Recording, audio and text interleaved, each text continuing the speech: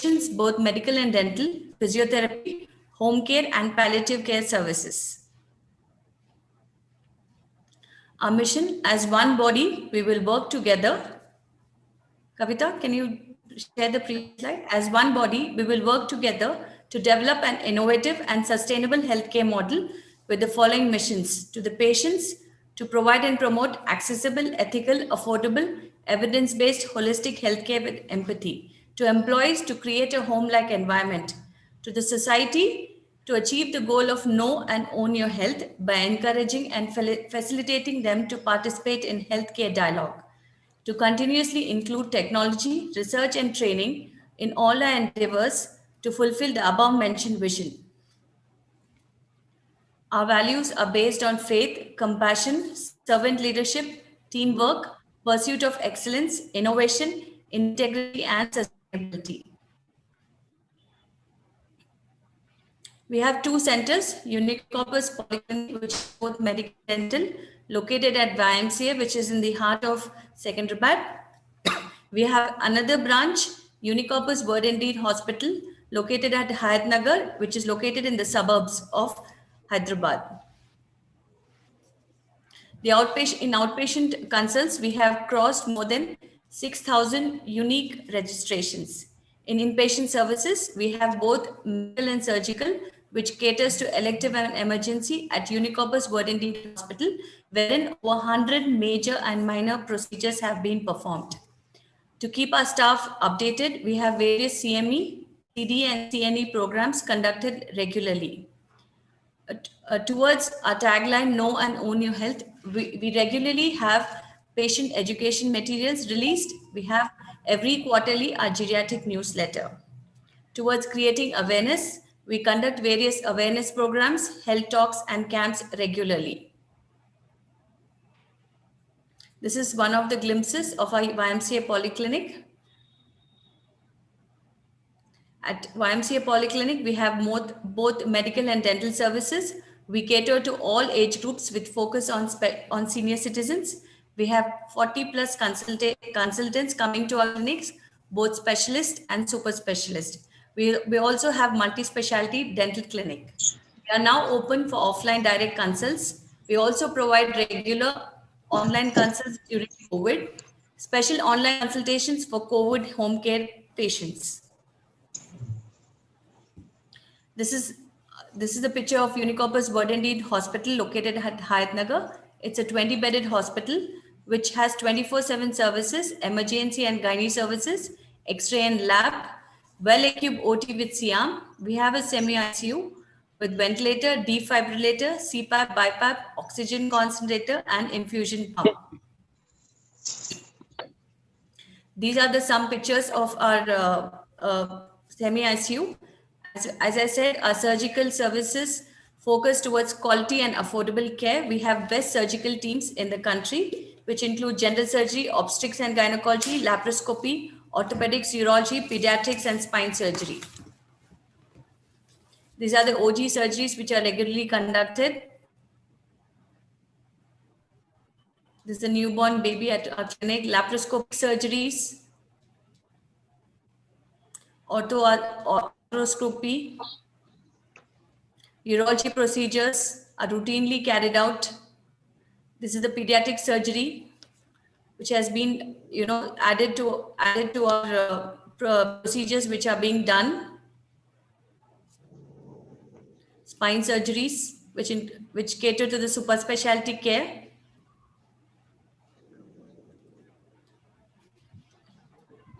And these are again our pediatric services.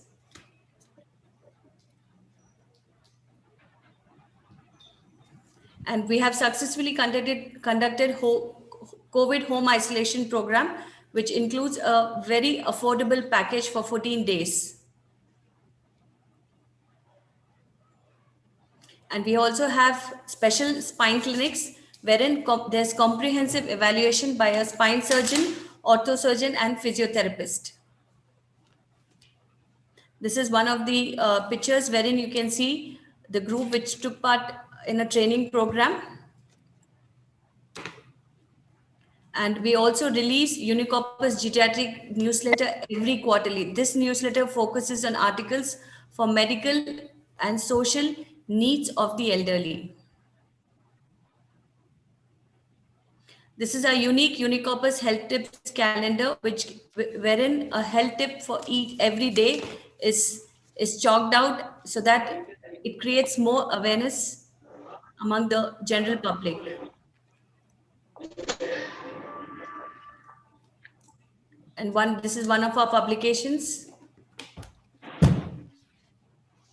Thank you, one and all, and we hope you enjoy this program. Thank you, ma'am. Thank you for taking us through the journey of Unicorpus so far. I now request Dr. Samson Sujit Kumar sir, who's a medical director and a senior consultant neurosurgeon at Unicorpus Word Hospital, to give a brief introduction to National Road Safety Program 2021. Over to you, sir. Thank you, Dr. Josna, and I'd like to take this opportunity to once again welcome all the participants. And sorry for the delay because we were waiting for one of the panelists and he is left in an emergency surgery. So I'd like to take this time to invite the keynote speakers for today, Dr. Matthew Joseph, Professor of Neurosurgery, in charge of neurocritical care from CMC Vellore, Dr. Paul Prabhakar Abhilash, Head of the Department of Emergency at CMC Vellore. Both of them are the keynote speakers for today. We welcome you, sir. And would like to welcome the panelists, Dr.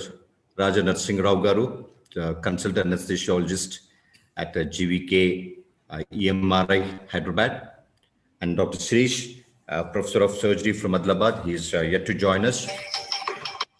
And I'd like to invite Dr. Rishi, the neurosurgeon from Mumbai, working with Kokilaben Hospital, and squadron leader Malcolm, the president of Roadcraft NGO, and all other participants. Good evening once again. As we all know, this webinar is organized on the occasion of National Road Safety Month, which is being observed from January 18th to February 17th, today being the last day. This is the first time Government of India is doing this. Otherwise, there used to be only a road safety week. Government of India and other NGOs during this time are conducting various awareness programs focusing on the 4 E's of road safety. The 4 E's are the education, engineering, enforcement, and emergency care. India is a vast country with more than 60 lakh kilometers of road length. And in India, there are about more than 1.5 lakh deaths every year on roads due to road traffic accidents. Out of these road traffic accidents, the victims, most of them belong to the age group of 25 to 45. So there's a direct impact on the families and also on the country because this is a working age group. Every day, there are 1,200 injuries on road and 400 people die every day on Indian roads. That means every 4 minutes, one person is dying on the road due to road traffic accidents. So Unicorpus Health Foundation, which is an NGO, we believe in sharing this responsibility, and we want to focus on the education E of the 4 E's of road safety. Towards this, every year we are conducting an awareness program. And part of this Road Safety Month, we have been releasing daily flyers on social media and releasing awareness videos on social media. We have released a helmet manual yesterday, and this webinar is part of this awareness program. As Dr. Shilpa has mentioned, our motto is to focus on making the patient understand, to make them know their health and own their health. Correlating it with the National Road Safety Month, it would mean that we need to make people understand and own this problem of road traffic accidents. And we believe that each one of us as a individual, family, and organizations have a role to share this burden due to road traffic accidents on the healthcare in India. So I believe that this program is going to be an informative session for all of us.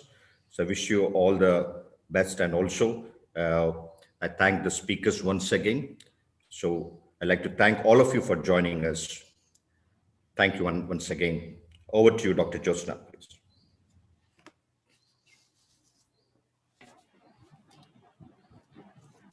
Thank you, sir. Thank you very much.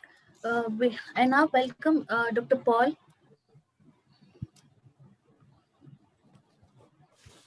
I now welcome Dr. Paul Prabhakar Abhilash, sir, who's a professor and head of the Department of Emergency Medicine in CMC Vellore, to give us a keynote address on early management of trauma at the Golden Hour. Over to you, sir.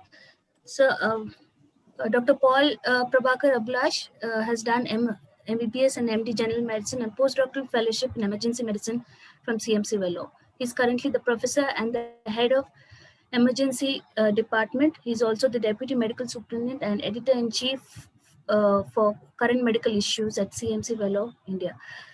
His areas of research interests are emergency medicine, acute febrile illness, and acute trauma resuscitation.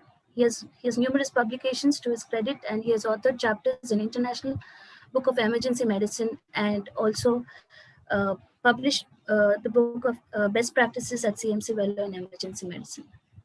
Thank you, sir. Thank you. It's a delight to have you in our midst. Thank you for accepting our invitation. Over to you, sir. Thank you, Jyotsna. Yes. Good evening, one and all. Can I share my screen? Sure, sir. Yeah, is that visible, my screen now? Yes, sir. Okay, so I've been given the honor to talk about early management of trauma and the Golden Hour concept in view of the road safety month that is being observed now. So in the next 15 minutes, I would like to focus on the early management of trauma victim, the focus on evaluation and assessment that the first rescuer should do, and the concept of Golden Hour. Now, this is the history of pre-hospital transport in the world. This is how it all started, with horses carrying patients in the back of an ambulance. Then there were some innovations, it became motorized like this. And this is where we reach now, the pre-hospital transport in India with the 108 services done by GVK Foundation and EMRI. It's a commendable improvement that we have achieved in the last 20 years. But compared to the West, we are still quite behind, where they have pickup by helicopter emergency medical services, the HEMS, and all procedures, interventions done in the ambulance before arrival to the hospitals. So that is the state that we need to reach. We can consider ourselves developed only when we reach this stage of pre-hospital care in our country. Now, let me introduce to you the medical students and the pre-hospital care people, the concept of Golden Hour, and stress on this. This is a concept that was proposed by Adams Cowley. It says the first 60 minutes after the occurrence of a multi-system trauma, the chances of survival are greatest if the victim receives definitive care in the emergency department or OR. The first 60 minutes, there's nothing magical about the 60 minutes. Doesn't mean that after 60 minutes, the chances are less, but the focus should be to resuscitate and provide the early life-saving intervention in the first 60 minutes. So Adams Cowley said there's a golden hour between life and death. If you are critically injured, you have less than 60 minutes to survive. You might not die right then, but it may be 2 or 3 days later, but something has happened in your body that is irreparable. So if a victim, trauma victim of multiple injuries doesn't receive appropriate care in the first 60 minutes, the physiology is so altered that no matter what happens after that, even if you try to resuscitate and do your best, the victim's chances go down. So that is why the golden hour, the first 60 minutes, is extremely crucial for the patient survival. So there's something that is very extensively described as a trimodal distribution of death in trauma. This is how the mortality in trauma is. If you look at this graph, 50%, half the deaths happen in the first few minutes, 30% in the first few hours, and 20% a few days or weeks later. Now, this 20% of the deaths that happen a few days later is with the best possible care. That probably is unavoidable. The 50% of the deaths that happen within minutes of occurrence of trauma, we're talking about major trauma with injuries to the open injuries to the thorax, abdomen, aorta, large vessel injuries, cardiac injuries. That's what causes death in the first few minutes. That's where the maximum number of deaths occur. But our focus should be this 30% that are preventable. That is when the role of first responders, the paramedics, and doctors in the pre-hospital care and in the emergency department where the victim is brought should focus on. Now, golden hour, as I already said, the likelihood of survival is enhanced by aggressive resuscitation and stabilization during this period. Knowledge without common sense is folly, and without proper method is a waste. That is why we have a methodology, the proper methodology of examining a trauma victim and managing the early few, in the first few hours of the incident. The steps in trauma evaluation management are primary assessment, resuscitation of vital functions, all in the first 60 minutes, and re-evaluation of the response again in the first 60 minutes, followed by detailed secondary assessment and initiation of definitive care, which comes much later in the hospital. The first 3 points are vital, crucial for a trauma victim. Now, the next few minutes, I'll be focusing on primary assessment, what are the main steps of primary assessment. The main objective is again to identify and treat life-threatening and limb-threatening injuries in the golden period. Now, teaching trauma is like teaching LKG or UKG student. We talk about ABC. It's all about A, B, C, D, E. ABC stands for airway, breathing, and circulation. The cornerstone of trauma management, the life-saving interventions are done for these 3 components: airway, breathing, circulation. And this is followed by 2 other very important ones: disability and exposure. So we teach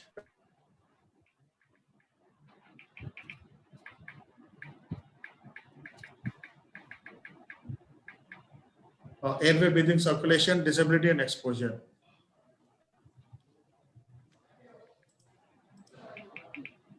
Now, what's the most important thing when a first responder assesses a trauma victim? The first thing you should look for is not the very obvious blood loss around the victim, which actually looks very gross, but that's not the priority. The priority should always be airway, because a patient with an airway compromise is likely to die in the few minutes if airway is not addressed. So nothing precedes airway management. The first focus, even though there could be bleeding limb with blood all over the place, the first responders focus should be airway management. Nothing precedes airway management.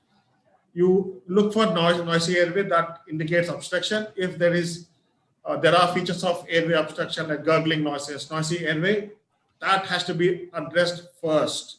Not the limbs, not anything else, not the head injury, but airway management. The dictum is intubate, intubate, intubate if victim the airway is unstable. Now, how is the question? In the West, all procedures are done in the ambulance itself before the patient reaches the emergency department. Endotracheal intubation is the definitive airway management, but if you look at our country, not many people are trained in endotracheal intubation. In the pre-hospital care, what we recommend is this laryngeal mask airway. I hope you can see this. This is something that is very commonly used in the West. Unstable airway, just go ahead, intubate the patient using the laryngeal mask airway. This is not a permanent airway, doesn't secure the airway as good as an endotracheal intubation, but this is good enough and easy for anybody to do. A paramedic or a junior person can easily secure the airway with a laryngeal mask airway. So this is what is recommended. Whichever way is needed, secure the airway. That's top priority. If the airway is difficult, you have to perform cricothyroidotomy. But the problem is not many people in our country in the pre-hospital setup or even the emergency departments are confident of cricothyroidotomy. This is something that is life-saving that everybody should be aware of in performing this vital procedure if indicated. Along with the airway management, a key component is cervical spine stabilization. This is one thing that is commonly ignored by many people while transporting a patient from the site of accident to the ambulance and from the ambulance to the emergency department. We call it manual inline stabilization of the neck. That has to be done the moment you see a trauma victim, polytrauma or whatever. If you have a cervical spine, put that. That comes with the airway management. Apply a cervical collar. If you don't have, you can improvise on the roadside or wherever you may be by physically stabilizing the neck, or you can use sandbags by the sides of the neck, but stabilize the neck. That is extremely important to prevent the secondary injury, what we call a secondary injury. The trauma may not cause a cervical spine injury, but the way you shift a patient from the site of injury to the ambulance and from the ambulance to the emergency department could cause the injury. So always stabilize the spine while transporting patients. Not just the cervical spine, the entire spine. I'll come to that later. So it is airway with C-spine stabilization as a top priority in resuscitation of a trauma victim. Next comes B, breathing with ventilation. What do you assess in B? We check the respiratory rate, the pattern of breathing, tracheal position, inspection, palpation, percussion, auscultation, just like you examine the respiratory system for any condition. And what are the procedures interventions that you do in a B before the patient reaches the emergency department? These are the two life-saving interventions. If you diagnose a patient to have a needle thoracostomy, to have a tension pneumothorax, a needle thoracostomy is a very simple procedure that can be performed by the roadside. All you need to go to a second intercostal space, insert a needle, convert the tension pneumothorax to a simple pneumothorax. That is life-saving if the patient has tension pneumothorax. These are common injuries that happen in four-wheeler accidents when the driver hits the steering or if a vehicle topples over. Thoracic injuries are quite common. ICD insertion is not really an emergency. It can be done in the emergency department later. But the second procedure that everybody must be taught and be confident of performing by the roadside or in the ambulance is pericardiocentesis. The obvious indication is a cardiac tamponade with the patient being hypotensive with thoracic trauma. A pericardiocentesis, if you can diagnose it by the roadside or in the ambulance, this is a life-saving procedure that must be done because the patient will not survive the trip to the hospital or referral to a higher center if you do not perform these two procedures, if they have a tension pneumothorax or a cardiac tamponade. So these two are the intervention that must be addressed, and everybody must be aware and confident of performing these two procedures. Again, don't forget to reassess B. Everything in trauma, we talk about alphabets, A, B, C, D, E. Everything has to be addressed and reassessed, addressed and reassessed. That is the key in early management of trauma. The third alphabet we talk about is C, that is circulation. What we assess is pulse, capillary refill, blood pressure, and sensorium. Shock in trauma, if the blood pressure is low, it is always due to blood loss. Now, the challenge is for you to identify where the blood loss is occurring. Overt blood loss is very easy. Anybody can see the blood oozing from a limb or a head or a scalp and identify the overt blood loss. But the challenge is the covert blood loss. You should be able to pick up covert blood loss. Like hemothorax, a patient can lose up to 2 liters of blood with multiple rib fractures. Hemoperitoneum and pelvic fractures, patient can lose a huge amount of blood, up to 3 to 5 liters. Long bone fractures, femur, it may not be overt, but a covert blood loss, up to 1.5 liters of blood can be lost with long bone fracture of the femur.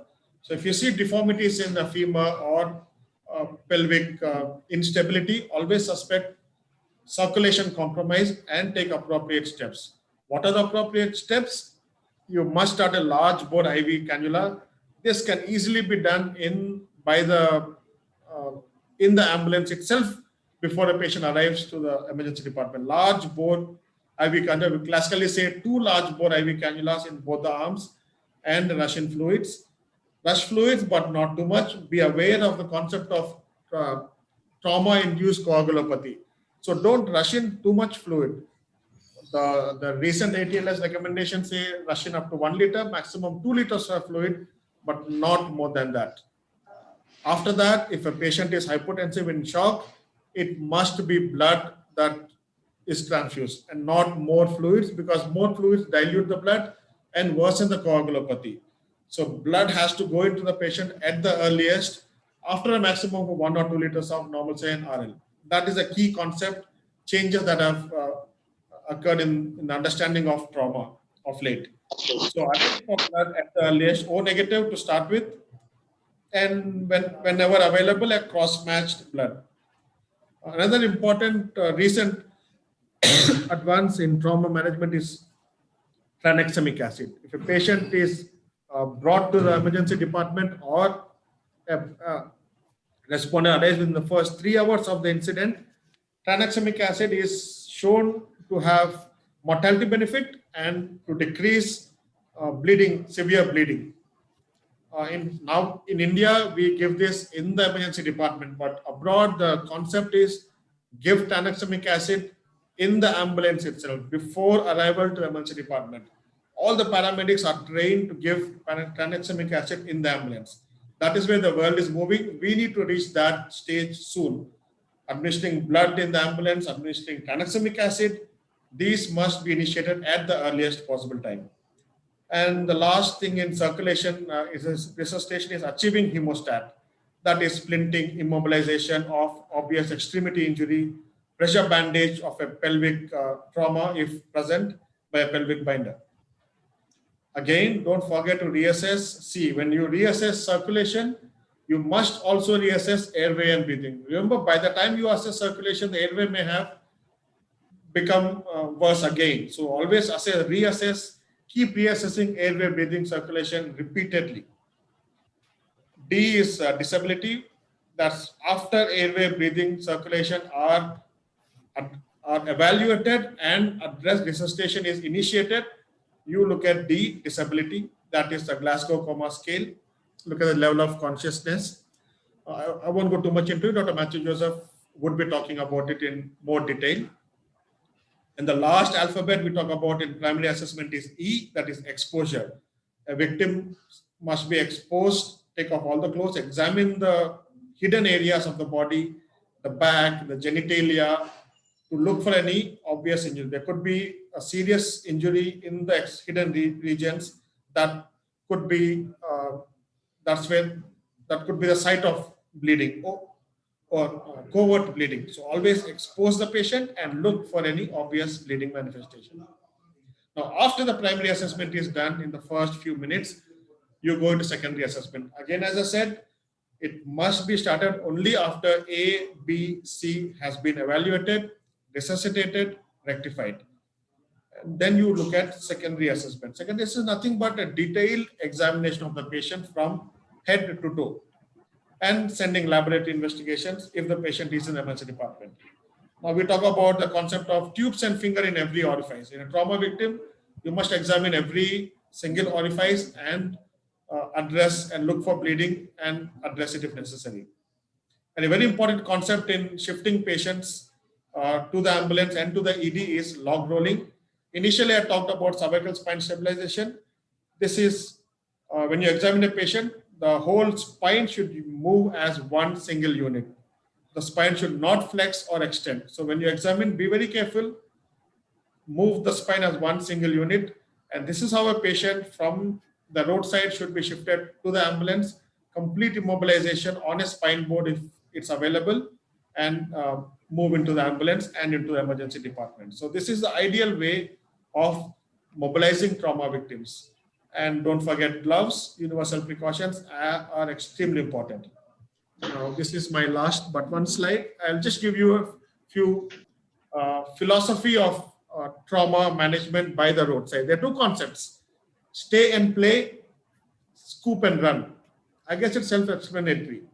Many countries have different concepts. Some countries believe that the stay and play concept is better, where the paramedics stay by the roadside assess the victim, start IV line, start blood products, intubate, do all the procedures by the roadside before shifting the patient to the emergency department. That concept is called stay and play. Another concept is called scoop and run. You basically go to the beds, go to the roadside, identify the victim, pick up the victim as secure as possible and take to the ambulance and reach the hospital.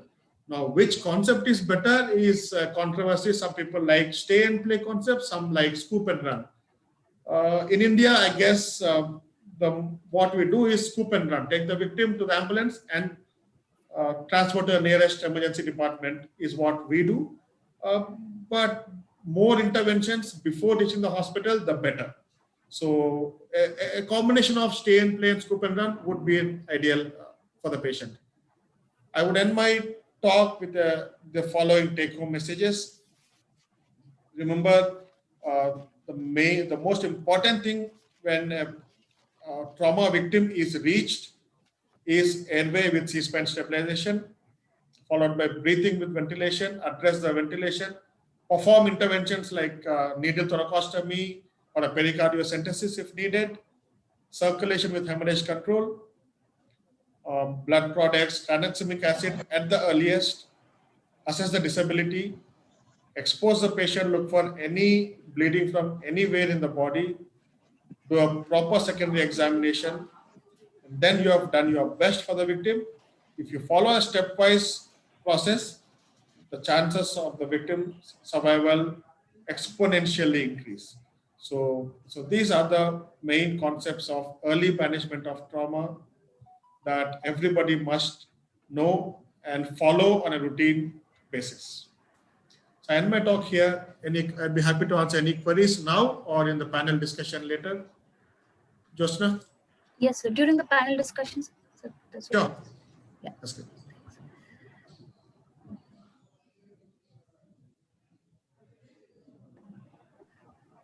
So thank you, sir. Thank you for informative talk and taking us through step by step in the early management and the importance of the golden hour period. Thanks a lot, sir. We now move on to the second keynote speaker.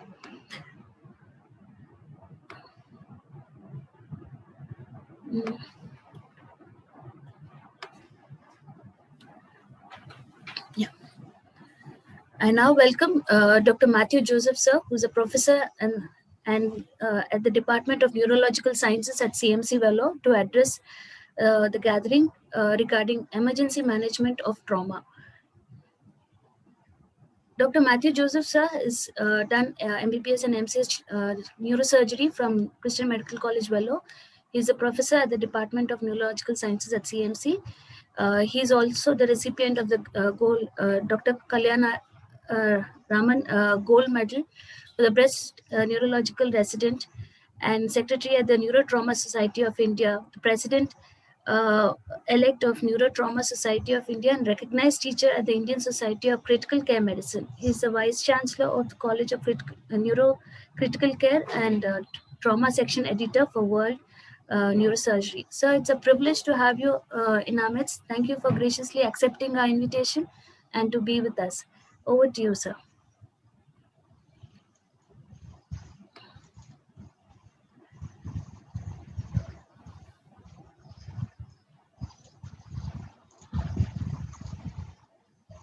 Is my screen visible? Yes, sir. Okay. Thank you, Jyotsna. Thank you, Samson. Thank you. I'm going to keep this fairly simple, keep it at the art of the possible. The thing is, a few years ago, we had a patient come to us, a 19-year-old boy with a huge laceration on the side of the head, okay, which was gaping but not bleeding because his blood pressure was not recordable. We gave fluids. It started oozing from that wound. We sutured it. His BP came up transiently. We did a CT scan. CT scan was normal. All right. Soon after we finished that, his BP crashed again. And this time we couldn't resuscitate him adequately and he died. Okay. Before coming to us, he had been to 2 other hospitals. And both hospitals said, we can't treat head injuries, go somewhere else. So this 19-year-old boy died of a scalp laceration. The superficial temporal artery was cut. Nobody bothered to, just press on that artery. All it required was scalp wound pressure, and that boy would have been alive today. He died because of the phobia about head injuries. People feel head injury is something very complex, something very difficult to treat, and therefore they don't want to get involved, which is why most head injuries die. I hope to show you that actually most head injury does not require neurosurgery. Right. So this patient comes to you. He's got this big scalp laceration with the fracture. You track the fracture down, there's exposed brain. What will you do for the patient? Nothing changes. It is still stabilized cervical spine, A, B, C, as Dr. Abhilash has told you earlier. The reason is there's no point trying to assess the patient at that point in time, because when you're doing neurologic assessment, what are you doing? You're trying to see how well the brain is functioning. The brain cannot function if there's no blood flow. It's like test driving a car without petrol. All you get is, you can see your seat is comfortable. Does the car move? Does it move fast? Does it run comfortably? Does it run smoothly? You have no idea because there's no petrol. So testing the brain when there's no blood supply to the brain or no oxygen going to the brain is meaningless. There's no point in doing it. Okay? If those of you who have done medicine, if you remember your thing about Cushing's reflex, if there is something going wrong in the brain, the blood pressure goes up.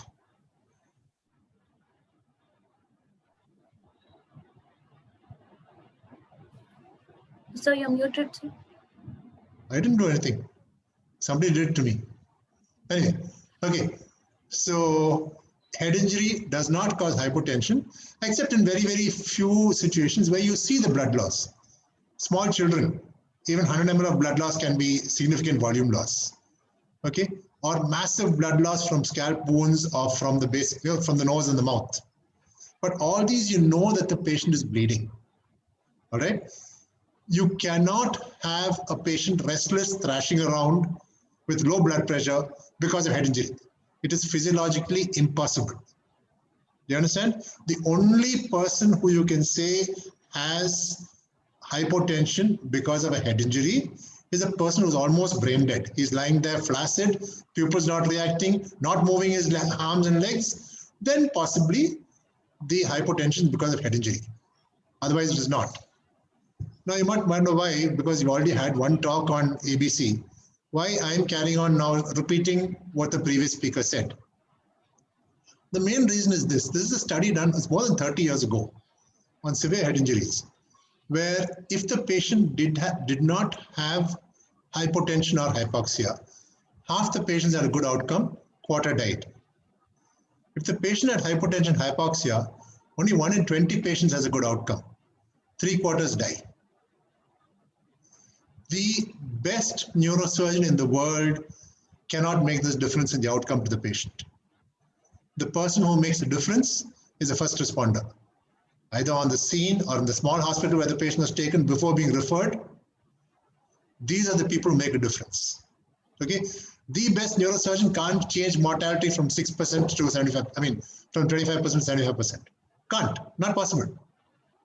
The only person who can do it is a person who picked up the impending airway loss and did something about it, or found that heart rate is 130 and BP is 100 and rushed in some fluid before the BP dropped to 60. That is the person who saves the patient's life, not the neurosurgeon. Neurosurgeons are if you look at it objectively speaking, we admit only the sick patients. We don't admit every head injury who comes to us.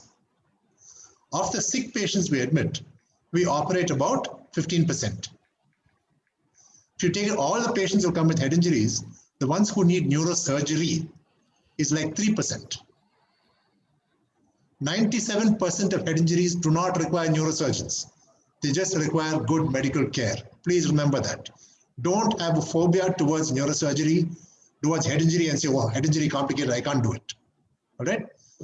Now, assessment, I'm also not going to go into detail because this is a totally the whole thing.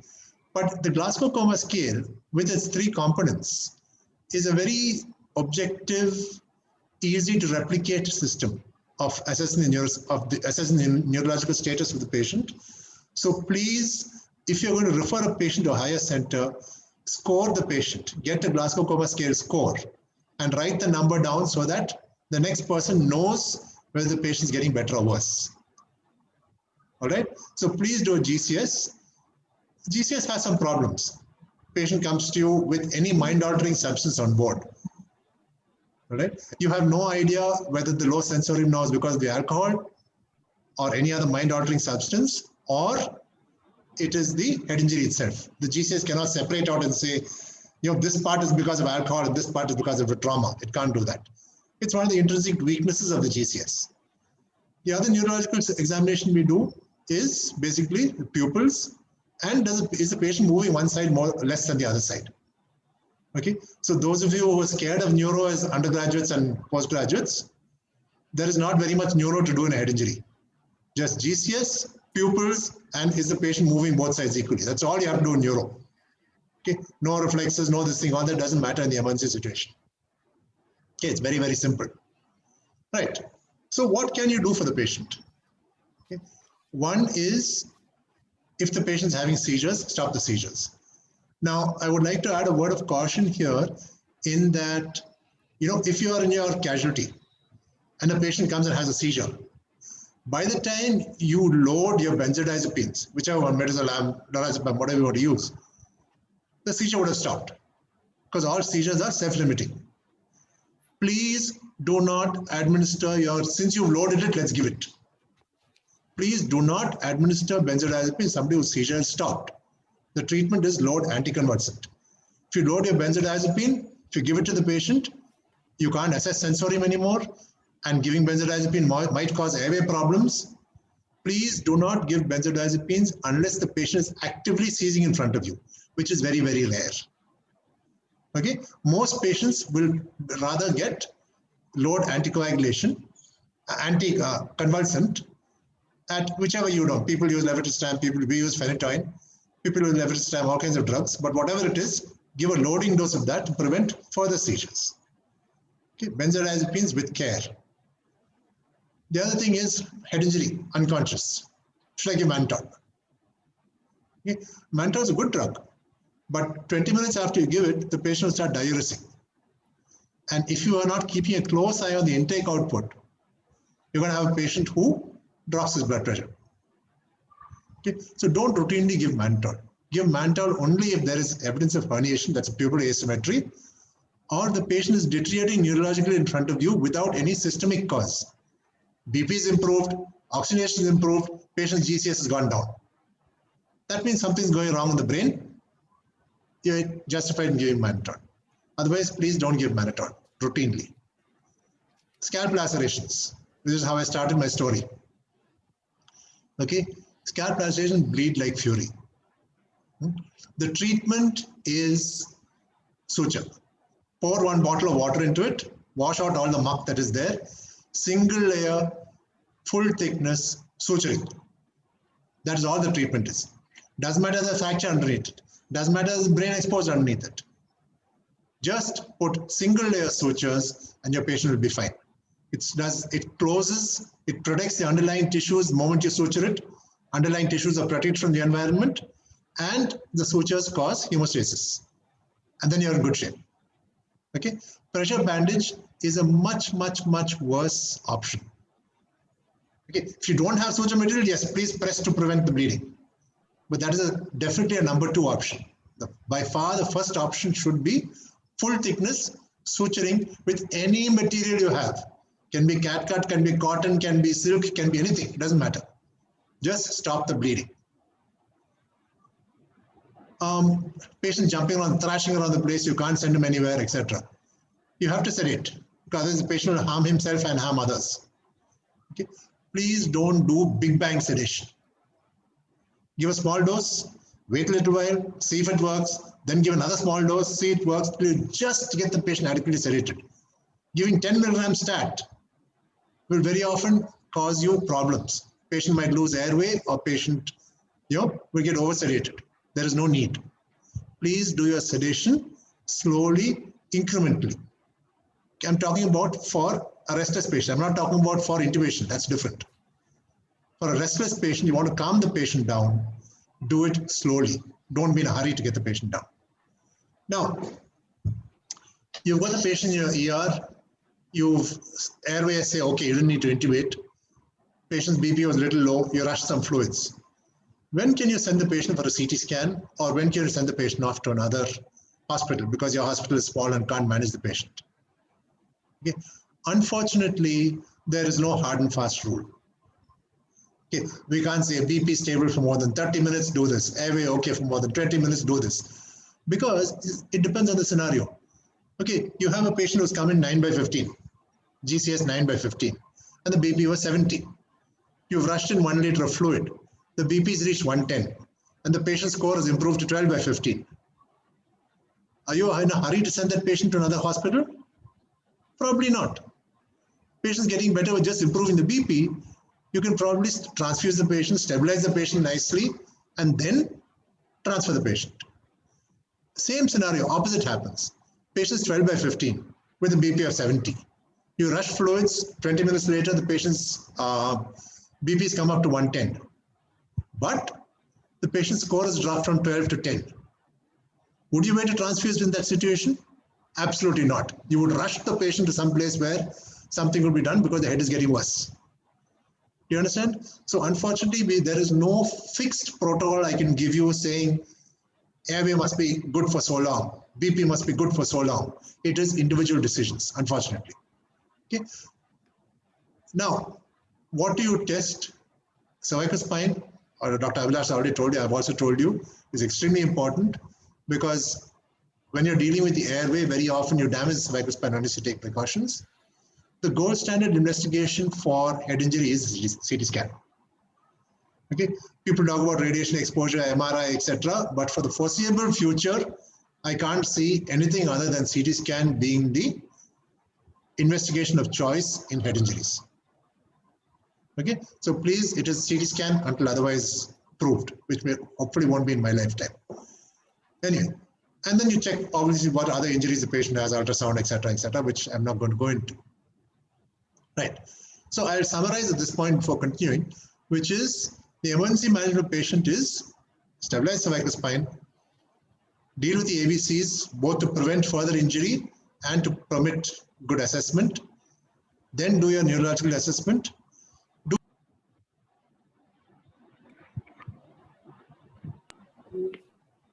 You're periodically muting me, Jyotsna. You don't No, like me. sir, no, I'm not the culprit. Somebody is muting me. Anyway, right. So I thought you're sick of hearing me. So do your specific treatment, whatever, anticonvulsants, suturing, scalp laceration, whatever. Do your investigations, and then you make a decision on whether to treat at your local hospital or refer. Okay. So if you look at it overall, okay, this is what you should do. Very straightforward. Nothing, everything I've said already. List of what you should do. This is what you should not do. Unfortunately, quite common to people giving dexamethasone and methylprednisolone for head injuries. It's been shown to cause harm. Don't do that. Okay. So when would you make, my last 3 slides, when would you make a decision to transfer? Some criteria are not related to head injury. Depends on what facilities you have. How much can you monitor? How much can you treat? Do you have a CT scan? How bad are the other injuries? And important, how long will it take you if the patient goes bad? How long will it take to reach neurosurgery? It's going to be 2 hours. If your neurosurgeon is 2 hours away, then you should refer all patients with head injuries.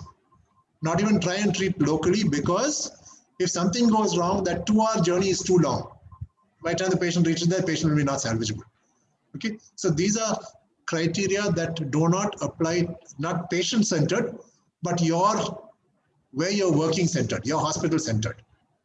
Okay, from the patient point of view, if neurosurgery is not available in your hospital, patients have abnormal CT scans, patient has severe head injuries, people look like they're herniating, brain is exposed, or the patient has significant other systemic injuries which you cannot handle, stabilize and send.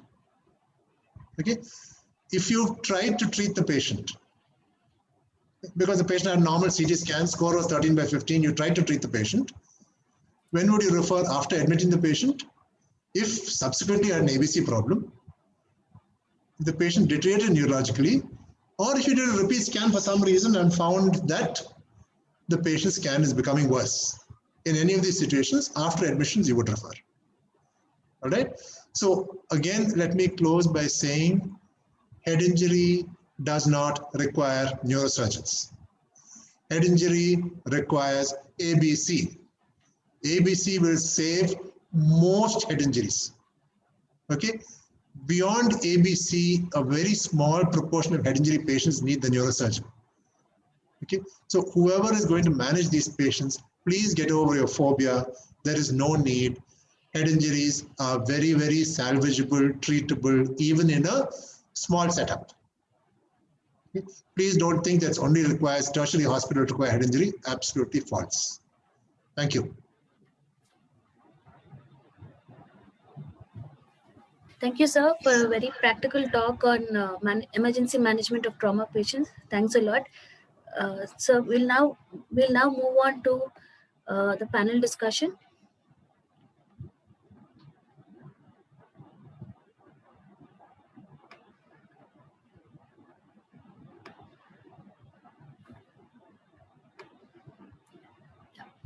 Today's panel discussion will be moderated by Dr. Samson, sir.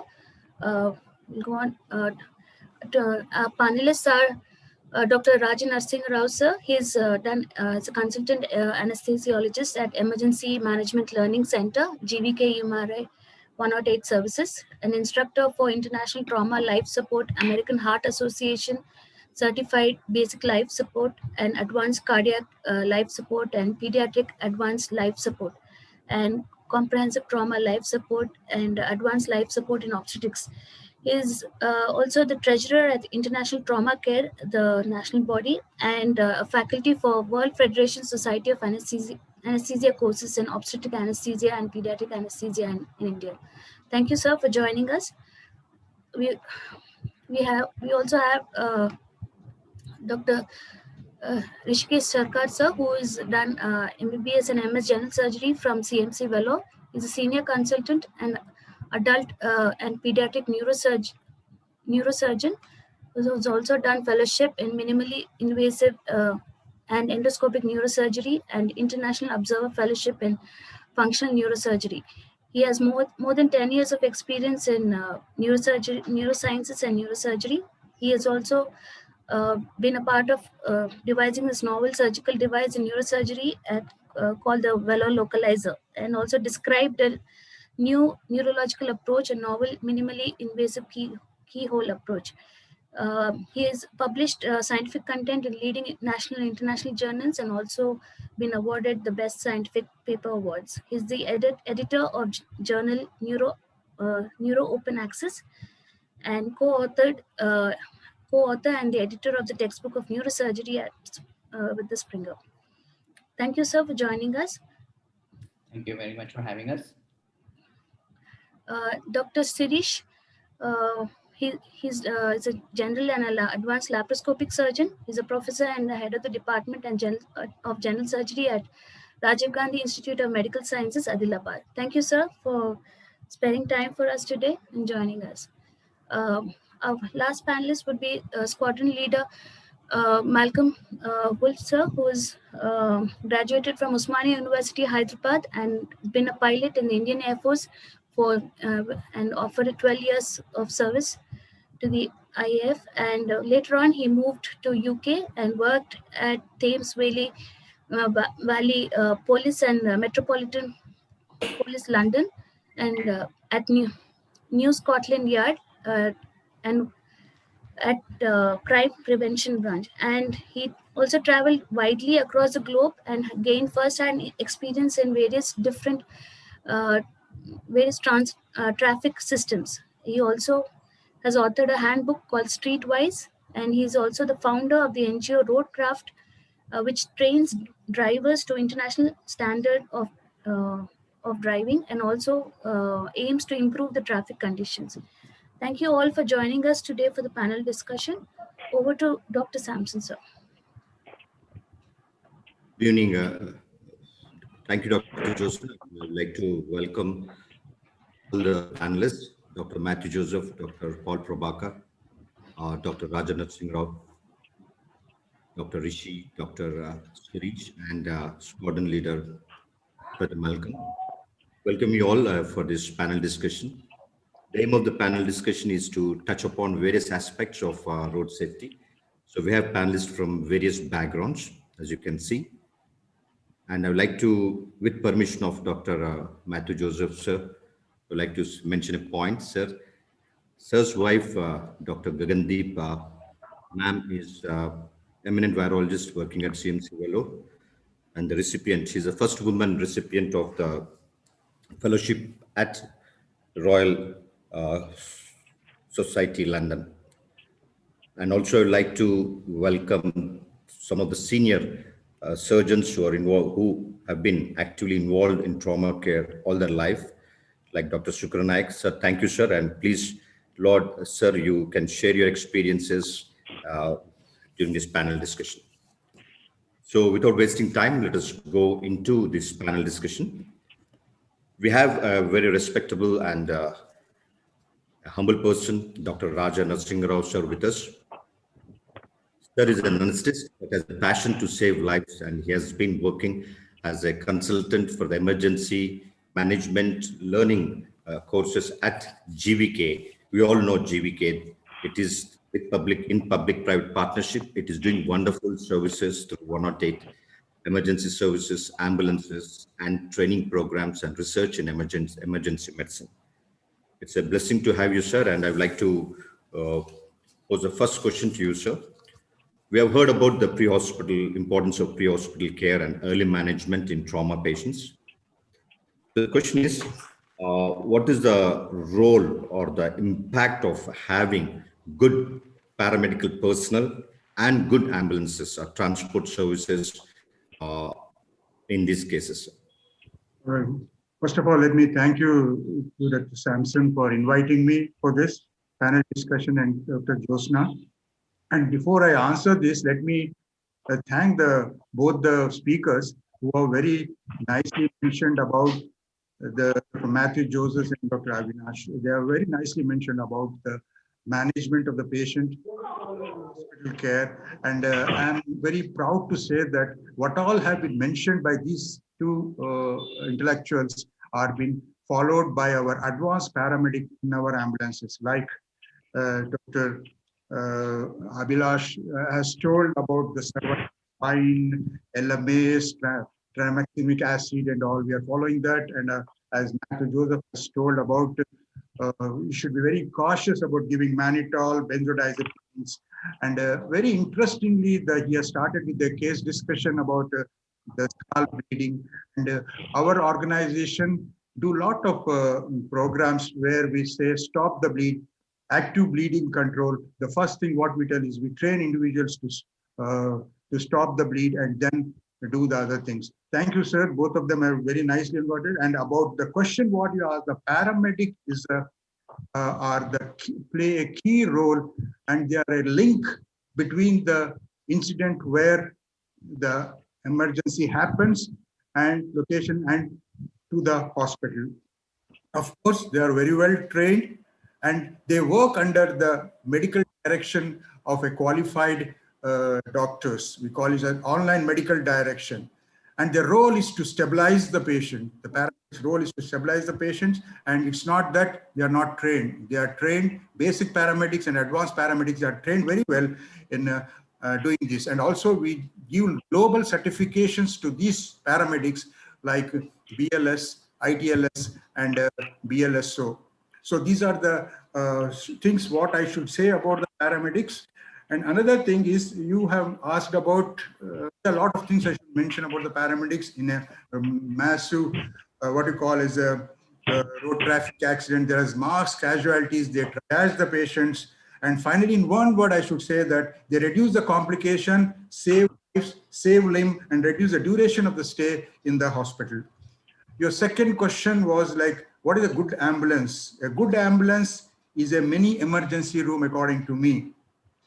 And In the ambulance, in all our ambulance, 108 ambulance or any other ambulances in the country or outside the country, we have another individual called a driver. But we respect him and say as pilot, because that person not only does safe driving, but he also saves, like if suppose there are more than 1 or 2 patients, he comes and helps the paramedics, and they are also trained to do CPR and all other things. So good ambulance has good preparedness for medical trauma and environmental emergencies, and 50% of the lives saved can be saved with a good emergency care system. I hope I answered your question, or anything else you wanted, Dr. Yes, sir. Thank you, sir. And that was a wonderful answer, sir. And that really asks each one of us to respect the paramedic. That's an important role to play, including the driver of the ambulance in shifting these patients to first go to the first few hours after the trauma. Thank you, sir. And I would like to move on to the next question. This question is to Dr. Sirish. Dr. Sirish is professor of surgery, and he's working at Rajiv Gandhi Institute of Medical Sciences, and it is Adilabad is on the highway from Hyderabad to Nagpur. Sir, the question to you, Dr. Sirish. Thank you, Sirish. We are in emergency, but still could make time to join us. So my question to you is that, because most of the discussion was about pre-hospital care, how is the pre-hospital care in the districts, like, for example, in Adilabad? Patients here. So you unmute yourself, sir. Can you unmute, seriously? Yeah, sorry. First of all, I thank Dr. Sampson for inviting me for this panel discussion, and good evening, each and everyone. Almost respected faculty are there. I am very much moved to be in amongst you, and thank you once again, sir. Yes, I am working at a backward area which is not well developed, and yeah, Adilabad is on a national highway, and road traffic accidents are very common over here. Like the previous doctor sir has told, even the availability of properly trained paramedics are not sufficiently here at the place where we have been working. So most of the times, the patients who meet these road traffic accidents, they are carried by the relatives to us. So, and many times we have been facing these problems of not properly being mobilized, and they are not during the transportation also, because of the lack of knowledgeable persons. uh, Patients are suffering, and fortunately, we unfortunately we even don't have proper neurosurgical facilities in our hospital. But almost in each and every emergency we do have head injuries. It is a very common problem we are facing, and in our daily emergencies also, almost per day we actually see almost 4 to 5 head injury cases, and thank god most of them are head injuries, minor ones, and usually we are referring the required patients maybe 4 to 5 per week. So almost 60% of them are being managed at our hospital, but still there is a lot to improve in the pre-hospital care in the road traffic accident area. And as far as my knowledge goes, maybe the primary prevention is the best which we can expect. With the change in social behavior of the motor vehicle travelers and the use of helmets, those are the things which are not being followed. So are the traffic rules which are not being followed. And as Dr. Sir Matthew sir has already mentioned, many times even the golden hour is also being lost. So these are the concerns at our hospital at RIMS Adilabad. I hope I Thank you, answered your question, sir. Yes, Dr. Sirish, and thank you for your answer. That really raises the importance of having adequate pre-hospital care in not only in the metropolitan Yes, sir. cities, big cities, but also in small cities and especially on the highways. Thank you, sir, for your answer. And now I'd like to move on to Dr. Rishi, who is a busy neurosurgeon at Mumbai, the financial capital of the country. What I would like to ask Dr. Rishi is, what is the role of technology in pre-hospital care, especially in big metropolitan cities and other growing cities in India? Right. First of all, thank you, Team Unicopus, for having me over here. And I'm delighted to see my mentor and my teacher, Dr. Matthew Joseph, here. And as usual, there's always learning tip from every time he presents. So today is also a special day for me. And Dr. Abhilash is my MBBS batchmate. So nice to see him as well and doing some phenomenal work at Vellore. I'm very proud of him. Going further, to answer this question, technology is here to stay. And as you pointed out in the beginning, that the 4 E's of RTA prevention, the engineering, the education, enforcement, and the EMS, all this involve technology. And the role of technology is going to be very, very crucial in enhancing each of these aspects in prevention of RTA, as well as management of those patients who are injured. Just give an example, machine learning and artificial intelligence is coming up in all aspects of our life. Talking about RTAs, so there are this system called as ITMS, meaning there is an intelligent traffic management system where artificial intelligence maps out an area where the traffic is usually burdened, the traffic is slow, and the traffic signals are adjusted in such a way that a smooth flow of traffic is maintained. In case of an emergency or something where the traffic needs to be diverted, that can be done seamlessly. This is particularly of importance when the transportation of injured patients.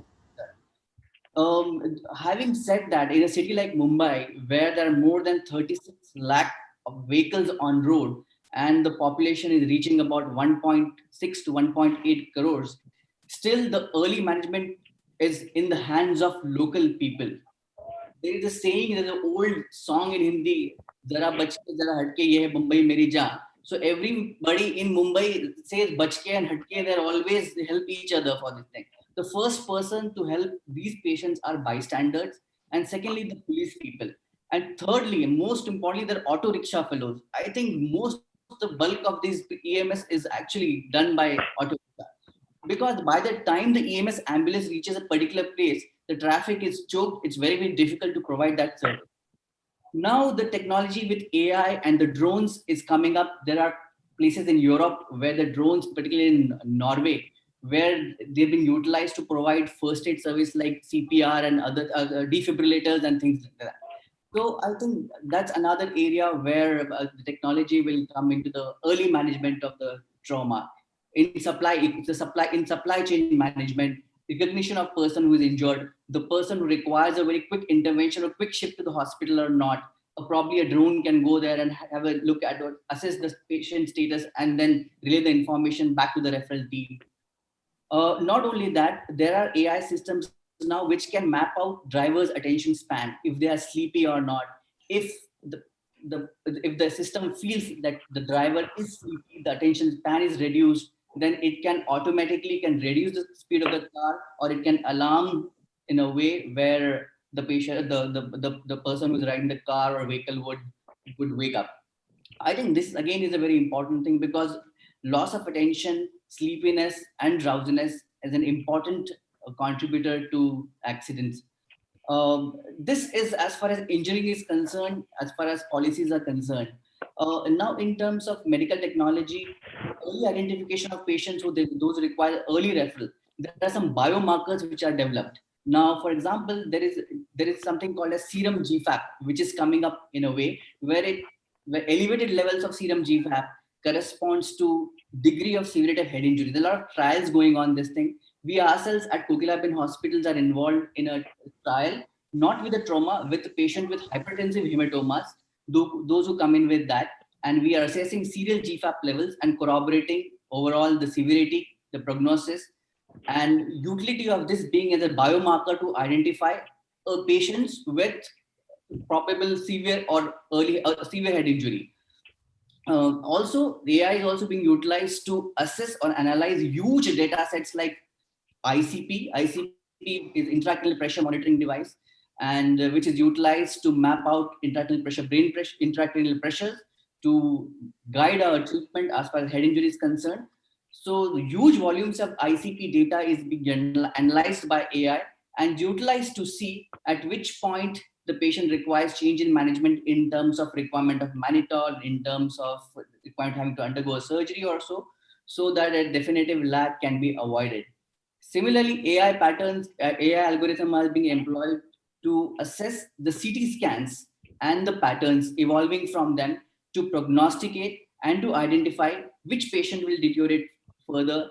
And I'm sure that this technology of AI slowly and steadily it's coming up in a way, and within a course of next 10 to 15 years, we should see a significant improvement in terms of reduction in fatality, in terms of reduction in patients who suffer severe head injury or overall road traffic accident per se because of involvement of technology.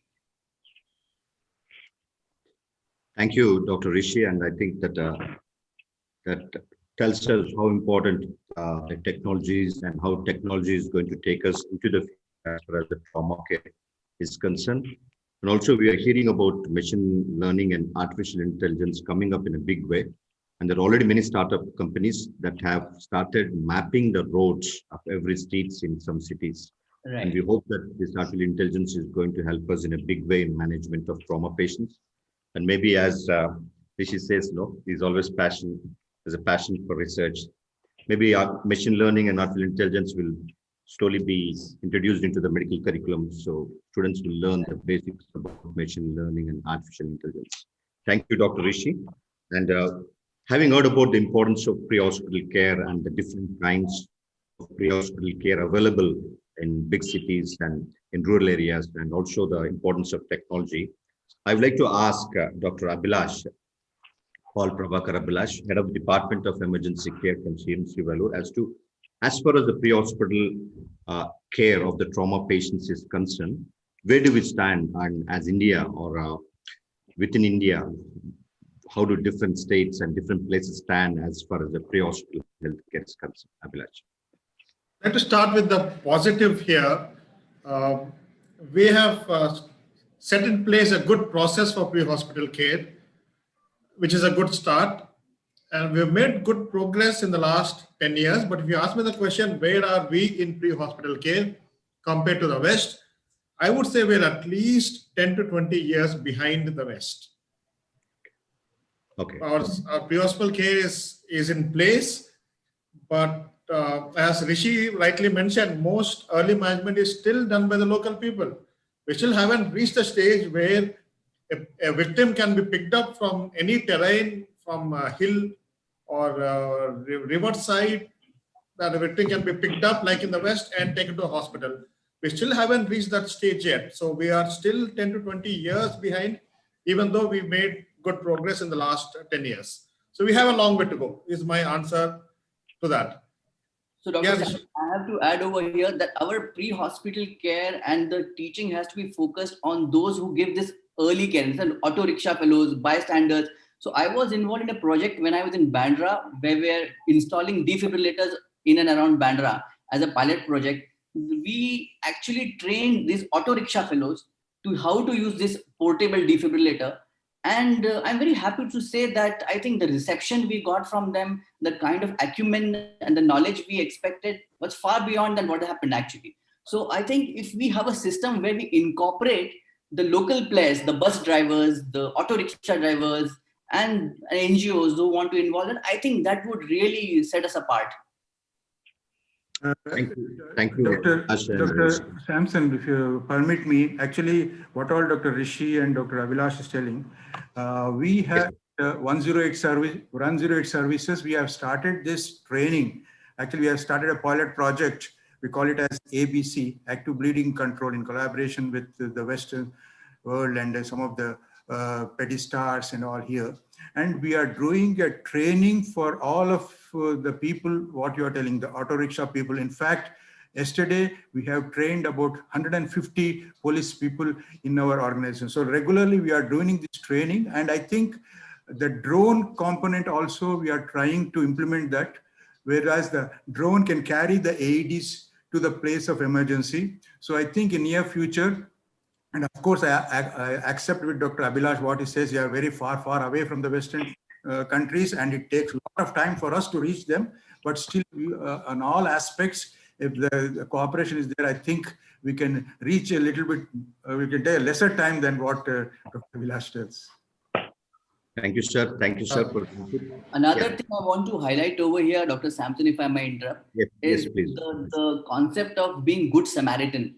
I think this is not being emphasized, and I can't really emphasize on this, that there are still feeling about that we'll get into some criminal liability or police will come to us and we should not come forward and help these people. That sort of fad and myth has to be really cleared among the public. That is also something which as a caregiver we should involve and should take care of, that people should be made aware that there is no problem dealing with this such kind of patients. You can help them and you will not be involved into any legalities into this. Because as Dr. Abhilash mentioned, the golden hour is very, very crucial. And many times you have seen in many YouTube videos, Facebook videos, where the people just, patients are lying on the road, nobody is even caring, shifting become problems. I think that's another thing which you have to focus on. Thank you, Dr. Rishi and Dr. Raj and Singh also for the inputs. And I completely agree that as far as peer hospital care is concerned, there's a role for every person, starting from the bystanders to the level of the healthcare workers in improving the pre-hospital care in India, including proper understanding of the legal systems in India. Now, so, like to... Sir, Dr. Abhilash wants to speak. Yeah, the answer for the second question of what primary and secondary mission hospitals, what is their role, is what Dr. Raja Rao said and is doing, is training. Train everybody in trauma management. Yes. Get everybody trained, auto rickshaw drivers, the primary healthcare, doctors, staff, paramedics, trained in the concepts of A, B, C, D, E.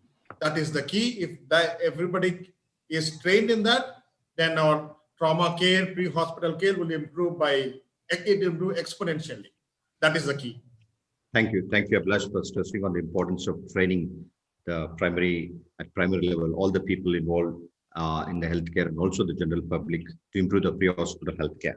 Now we'll move on to the next question. This question is to squadron leader, Brother Malcolm, and he's a good friend of mine. And Sir was Air Force. He was worked with Indian Air Force from 1980 to 1993, and then worked in various cadres as a police officer in Metropolitan Police London and also New Scotland Yard. And then he has a vast experience, first-hand experience in driving in various continents across the world.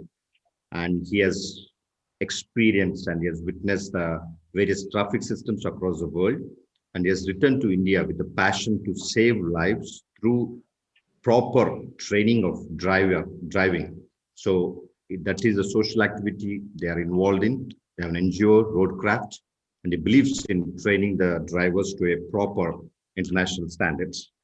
So thank you, sir, for being with us. And the question to you, sir, that all the pre-hospital health care is focusing upon the care that is related to care before the patient comes to the hospital. Mm-hmm. The entire national road safety, the national road safety itself contains the word road. So the question is, in India, we have up to 60 lakhs length of roads, and most of these 45 lakhs are in the rural areas. So my question is, because you're at the ground level, you're working, how safe are Indian roads?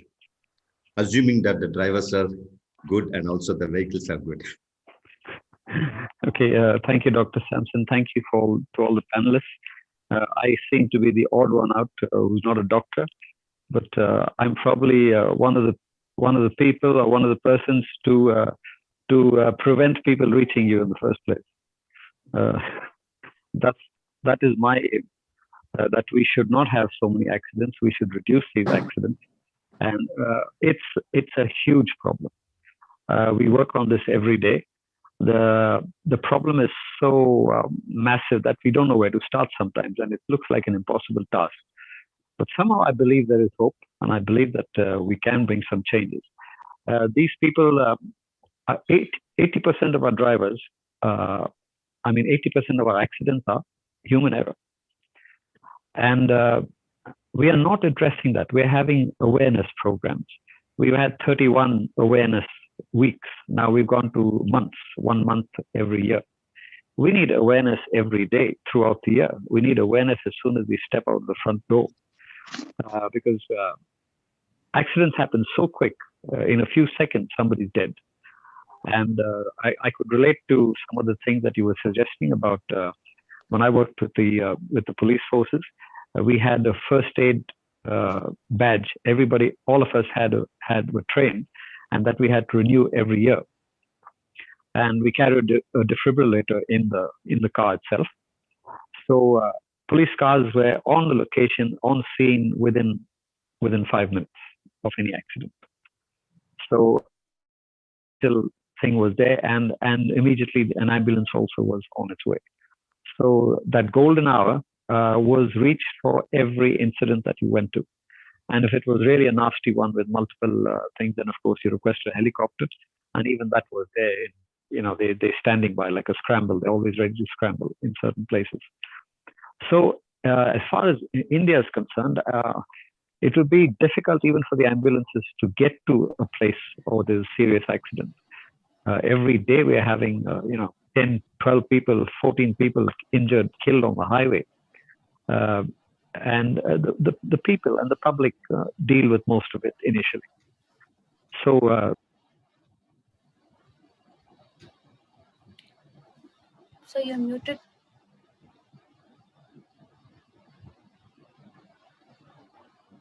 sorry, somebody disturbed. To cut the long story short, our roads are very dangerous.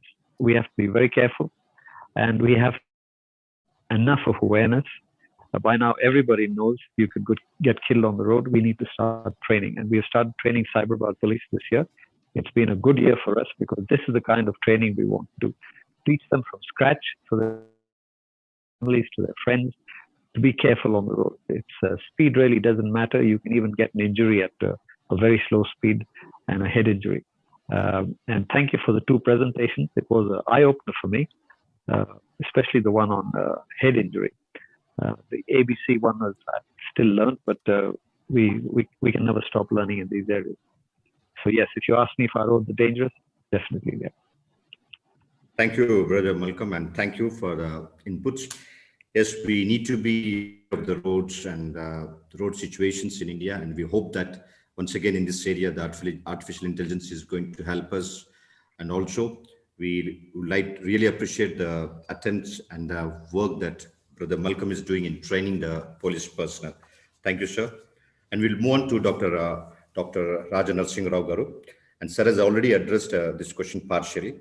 So we believe that there's a big need for a lot of paramedicals, trained paramedicals.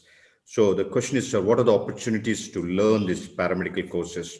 And once they learn these courses, what is the opportunity of, what are the job opportunities for them? Because there are a lot of general public in this audience. So just want to know, if somebody wants to learn a paramedical training program, how do they go, where do they go, and what are the job prospects? There are a lot of opportunities for the paramedics. This is there are different type of paramedics. One is the basic and another is the advanced. So there are courses where our organization GVK MRI 108 services conduct for basic and advanced. Basic is a 45 days training and 15 days of hospital rotation. Almost it comes to 2 months. And apart from that, they get trained in the global certification like BLS, ITLS, because all these BLS and ITLS and all, they will show us the main things that have to be done and that should not be done for the sake of the patient. So there are a lot of opportunities now to learn, and we conduct not only the basic paramedic course, but we also conduct the advanced paramedic course. It's a 2-year course in association with Stanford. There are a lot of batches which have come out from our organization, and now in combination with the university, we are also conducting the advanced paramedic courses. Health Sector Skills Council has started providing a basic EMT certification courses also, and it's also recognized. So there is a lot of courses that are being conducted, and people with the passion and all, they definitely go for this type of courses. And we need lot of paramedics, because in each ambulance, as I should mention, that at least 1 lakh population should have one ambulance according to our statistics. What we do in our MRI is we locate over 1 lakh population, one ambulance. So if there is a population of 5 crores, there should be at least 500 ambulances. 500 ambulances, at least each ambulance needs 2 to 3 EMTs. And if you see count like that, you need a lot of paramedics. And at least that paramedic knowledge has to be there for many of the what you call supporters, people who are bystanders should have the basic knowledge so that they can save the lives of the patient, because it's not a first responder courses, or just they should take a lot of first responder course. Even though they don't come for a paramedic course, at least every individual should be taught with the first responder course so that they can save the lives of individuals. So thank you, sir, Dr. Rajanath Singh, sir. I think that also tells us to propagate this idea of getting trained, and the idea of the need, that there's a need of paramedical personnel in India, and most of the ambulances are run by private services. So we need to propagate this idea of and encourage them to participate in these training programs. And GVK MRI is doing a wonderful work as far as this area is concerned. Thank you, sir, for your answer.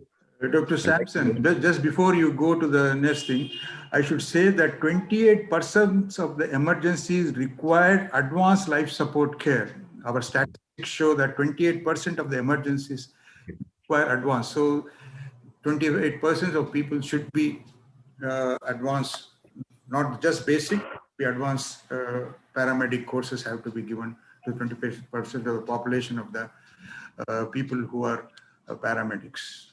That's what I should say. Sure, sir. Thank you, sir. And I'd like to move on to Dr. Matthew Joseph Garu. And sir, we have heard about pre-hospital care and moving to the early management of the trauma patients in a hospital, they reach the hospital. Where are we? I mean, CMC Vellore now has moved on more. It is becoming the level 1 trauma center. But I would like to ask both Matthew Joseph and Dr. Abhilash as to where are we as far as the early management of trauma patients once they reach the hospital, and what is the need of this trauma level care, level 1, level 2, level 3 in various parts of India. Okay, so one thing is extremely variable. They have hospitals, surprising small hospitals. Yesterday we got a patient who had a chest tube and was intubated and had a chest tube put in a PHC, wow, in a primary health center. Okay, you get patients being referred from district medical college hospitals without the airway being secured. So there is, as far as I'm concerned, there is obviously lack of capability. 2 is there's also a lack of accountability. There is no standard saying if a patient comes to your hospital, you should at least do this much, which can be set at different standards for different levels of hospitals. Yes, sir. If a PHC can start an IV, I think that's pretty good. But a district medical college hospital referring a patient without intubating, I think is completely unacceptable. Okay, so I think if we want to really progress, we need to have sort of, I don't know what the word is, guidelines, standards, whatever it is. We're saying at your level, you must do this much at least. Set it low. Let's pick up, if somebody has a massive thoracic trauma and they're in a peripheral hospital, we're not going to save them. So let's not try and enhance the peripheral hospital till it can save massive thoracic trauma. You understand? But at least let them be able to stop bleeding from a leg wound, splint a femur, and then send the patient on. So I think if we want our trauma care, I won't say so as to standardize. Standardizing itself will result in improvement. You know that if a patient comes to you, you have to do so much. You can't just not treat the patient. your level hospital, it is expected that you do so much. Like I said, don't set it too high. Set a low standard, but at least the basics are done. You catch what I describe as low-hanging fruit. The fruit that you can easily reach, let's at least pick those. Let's not ignore the low-hanging fruit because you're trying to reach the fruit on the top of the tree, and therefore the lower fruit all just fall to the ground and rot. Yes, sir. We organize a system so that we pick the lower ones first, and once we're good at picking the lower ones, start going for the higher fruit. Don't ignore the lower ones while going for the higher ones. Yes, sir. Sir, thank you, sir. Abhilash, you want to add? Abhilash, please. Yeah, I totally agree that there's a wide variation in the amount of in the practices in different hospitals across the country. It all boils down to the level of training. I think I can confidently say that most doctors are not adequately taught the basics of trauma management. They're all taught, they are told ABC, they know that much, but do they what they're taught the practical, what they're given the practical skills in doing a needle thoracostomy, pericardiocentesis, or a chest tube, like Dr. J just said? I don't think so. Majority of our doctors and paramedics don't have the practical experience. So that is where the difference is.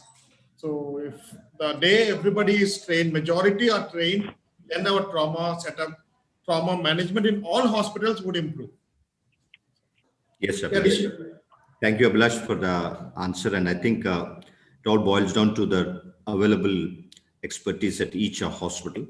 So as Dr. A and Dr. Abhilash are suggesting, I think it's important that there should be guidelines for each hospital, I mean, different levels of hospital, to do the basic things that needs to be addressed in treating trauma patients, to start low and which can always be scalable. And maybe towards, as Abhilash is saying, because the doctors are also, the healthcare workers are not adequately trained, maybe the medical curriculum should include a mandatory basic certificate course in trauma before they go for final exams. So Yes, I would like to, So Dr. Rishi wants to add. Yeah, yes.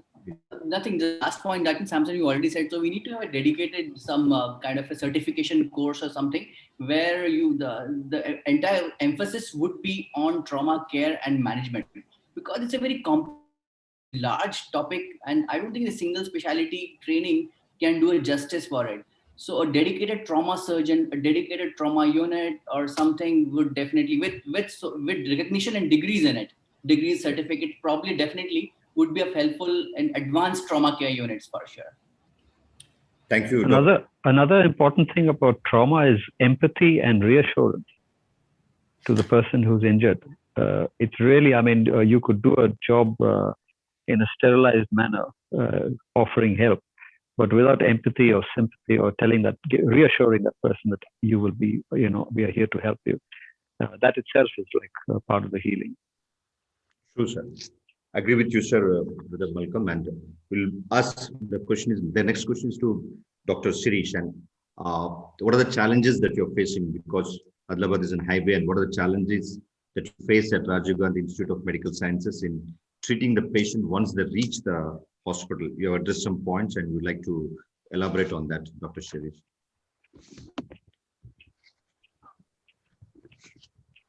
Yes, sir. Yeah, we really are facing many problems, sir. Even the first, as I already mentioned, is the proper transport. It's the major hurdle that we are facing first. And as Dr. Matthew has told, even we at our hospital are trying to do the basic things first. And the house surgeons and the senior residents who are working over there in our hospital, they are being trained.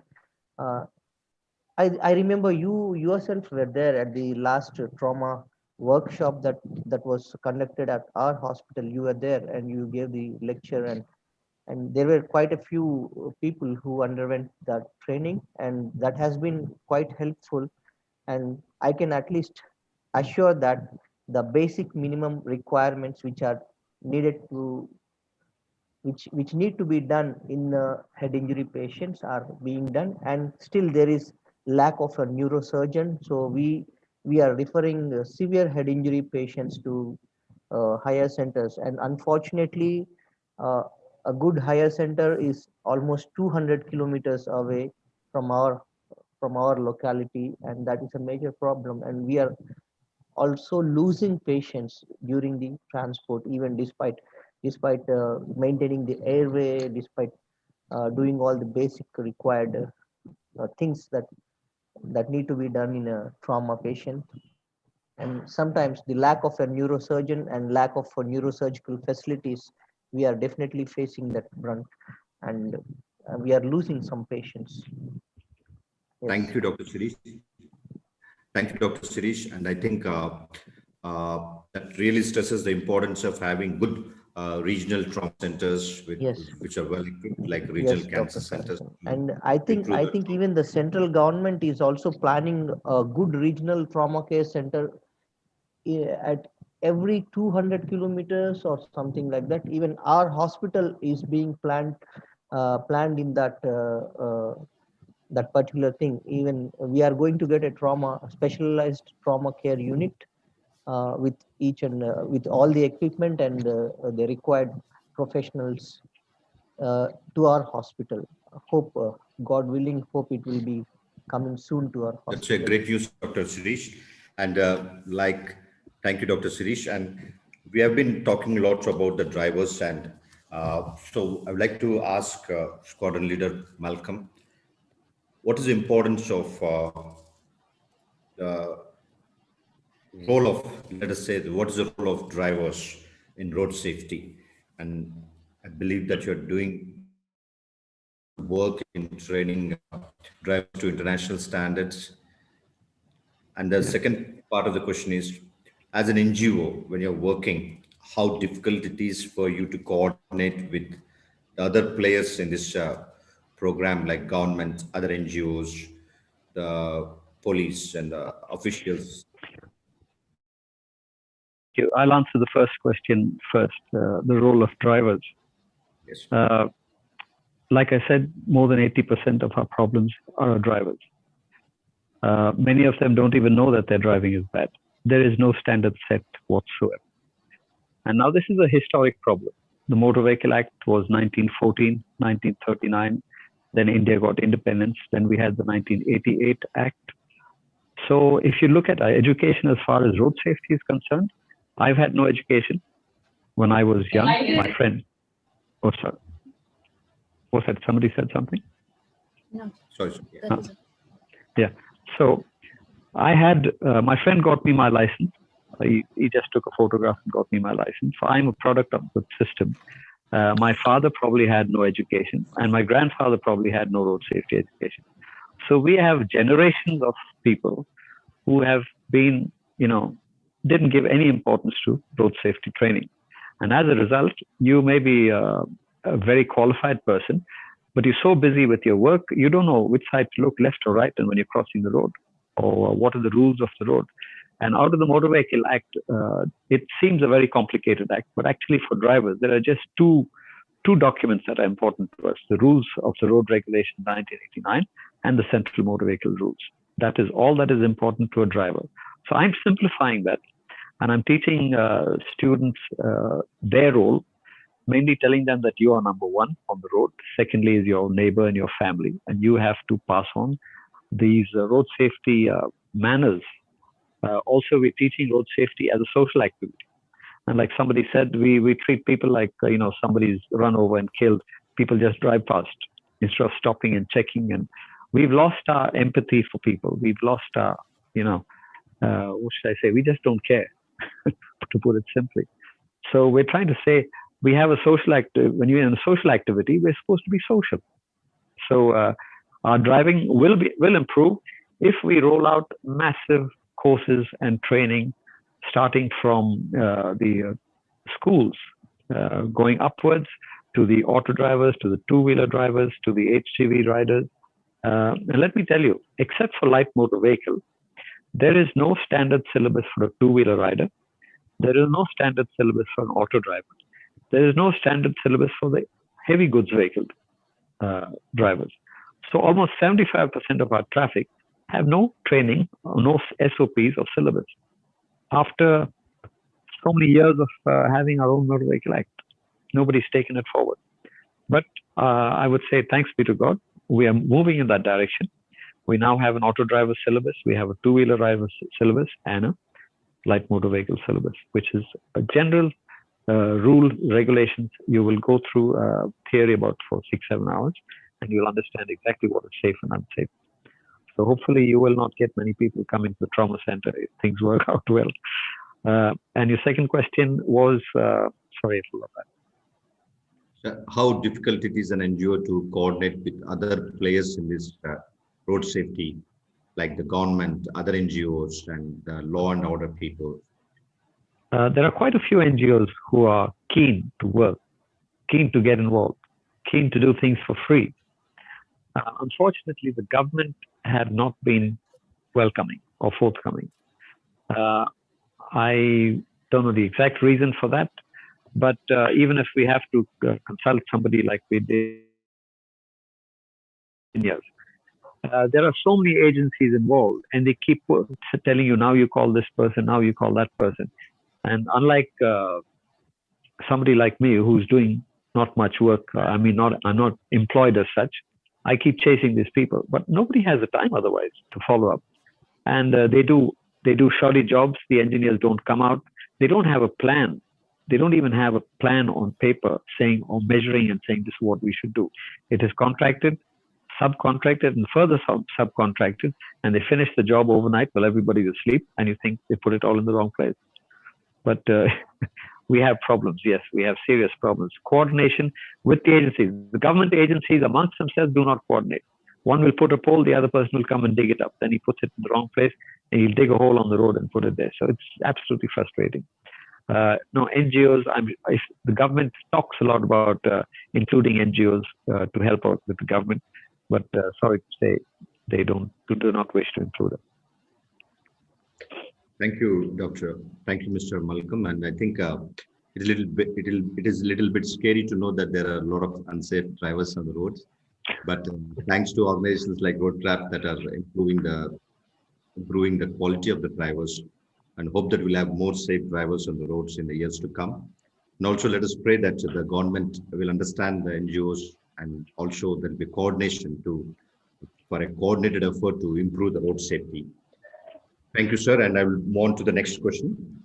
The next question is to Dr. Rishi from Bombay.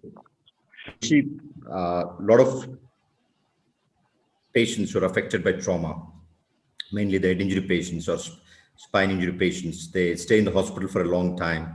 There's a financial burden for the family, and also need a lot of rehabilitation. And we have limited resources as far as rehabilitation of trauma patients is concerned. So what do you think, how much are the families affected? If a member in the family is involved in a road traffic accident, how much are the families affected, and what is your advice for the young people in this audience, please?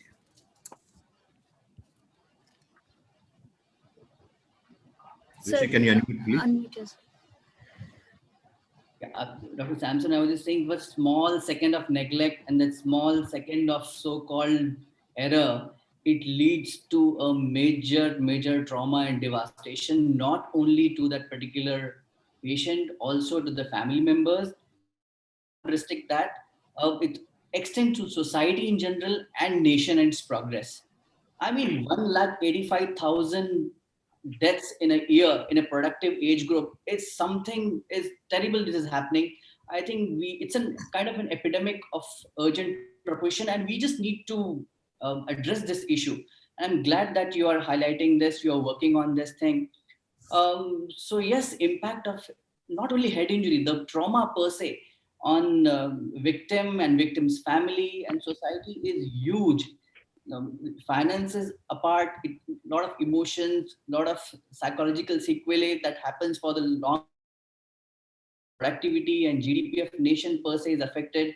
So it's a completely lost situation for not only the victim, but everyone around him or her.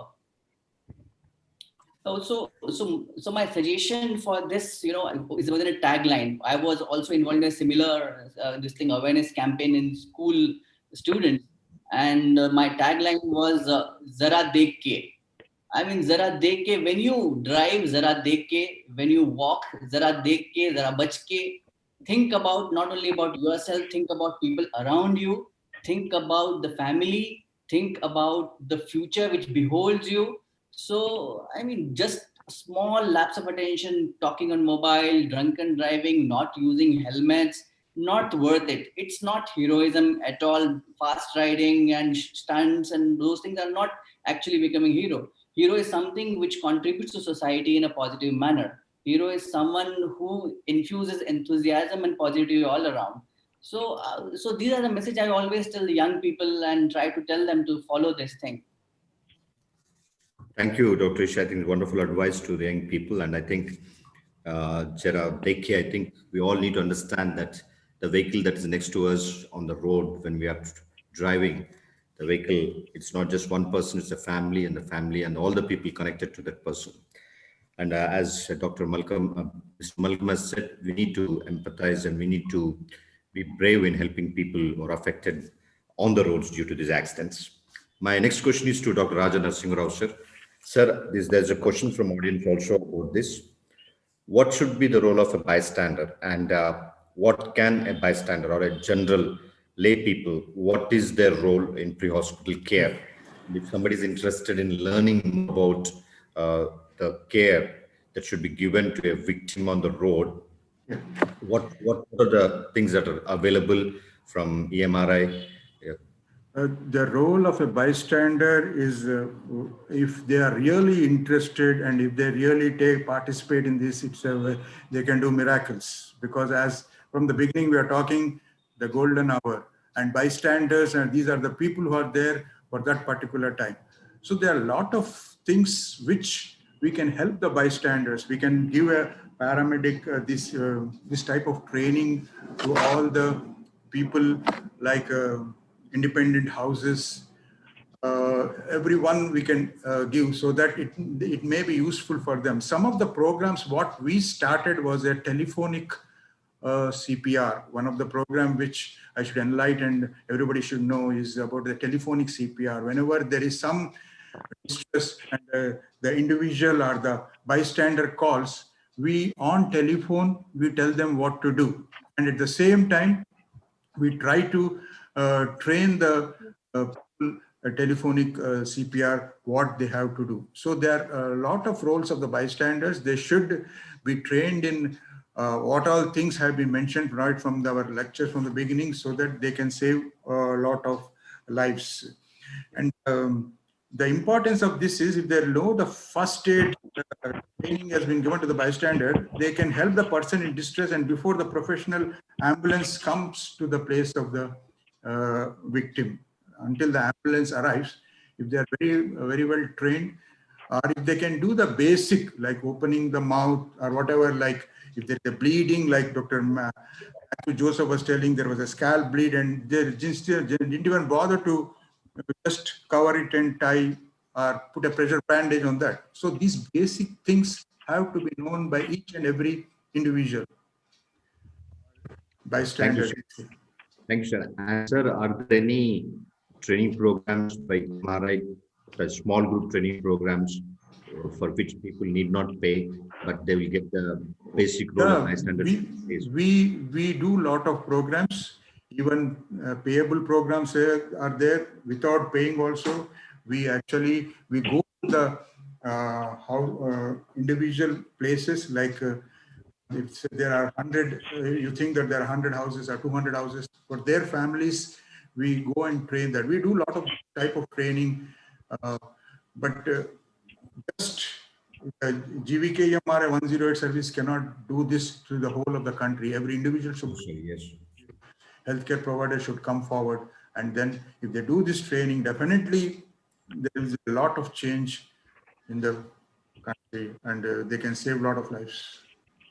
Thank you, sir. I think we do actually, Dr. Samson, if you go into our website, yes, sir, you can see a lot of programs are there, first responder programs, basic life support programs. In fact, all the life support programs which have been conducted throughout the country are done in our organization. Yes, sir.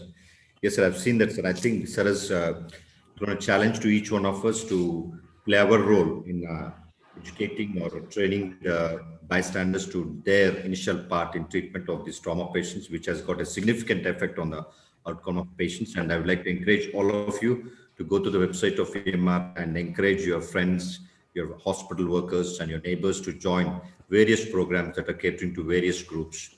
So thank you, sir. And I'd like to ask Brother Malcolm, Squadron Leader Brother Malcolm, about there's so many awareness programs that are being conducted, sir. And what do you think is the impact of these awareness programs on the younger generation, especially younger generation that is more involved and more active on social media? So what do you think is the impact on awareness program? Should there be a change in the awareness programs compared to the past? Because this COVID has really shown us how technology and the media can be used to increase the awareness program. So you think there should be a shift towards conducting awareness programs in a different way? I find young people, sometimes they just go through the motions because the school wants to do it or the police want to go and do a program in the school. I think these awareness programs should be converted into courses where they get certified. Like for school children, if you are abroad and your child wants to bring your bicycle to school, they have a cycling proficiency test for the children. And that child cannot bring a bicycle to school till they've done a training in the school, and they certify them that saying we've gone through the training and your child can now come to the school on a bicycle. Similarly, for teenagers, our teenagers are, in fact, it's not their fault. They're driving everything they can lay their hands on. Okay, if you're below 18 years of age, you should not drive more than 50 cc of any class of engine. But there are no 50 cc bikes available. The law has not been changed yet. They should change the Motor Vehicle Act to either make them go for electric vehicles or go for probably 100 cc with some training. But their friends teach them. Then they go to the RTA. They just get a license. And then he's not done any formal training. And there we go. We have the accidents again. And a lot of young people, schools, they're triple riding and everything. That's why the new law has come out where the parents or the guardians will be responsible for underage drivers. And they've gone quite strict on it. Very recently, the 2019 Act increased the fines to about 25,000 for the parents, and also a prison term. But implementation is another issue.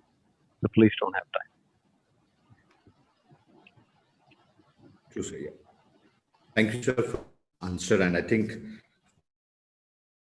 there's a need to train the younger generation, especially the students across schools and colleges, regarding the importance of following these road safety precautions. And I'd like to answer a question to Dr. Matthew Joseph, sir. So there's a question from the audience. What is the role and when should CT scan be done in a trauma patient?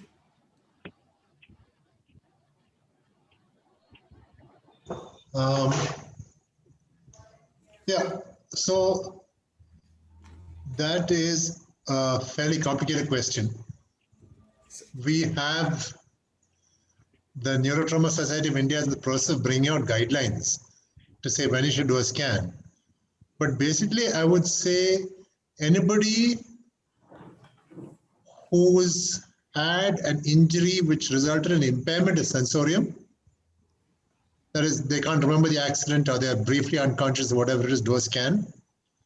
And anybody who is very symptomatic, severe headache, vomiting, giddiness, do a scan.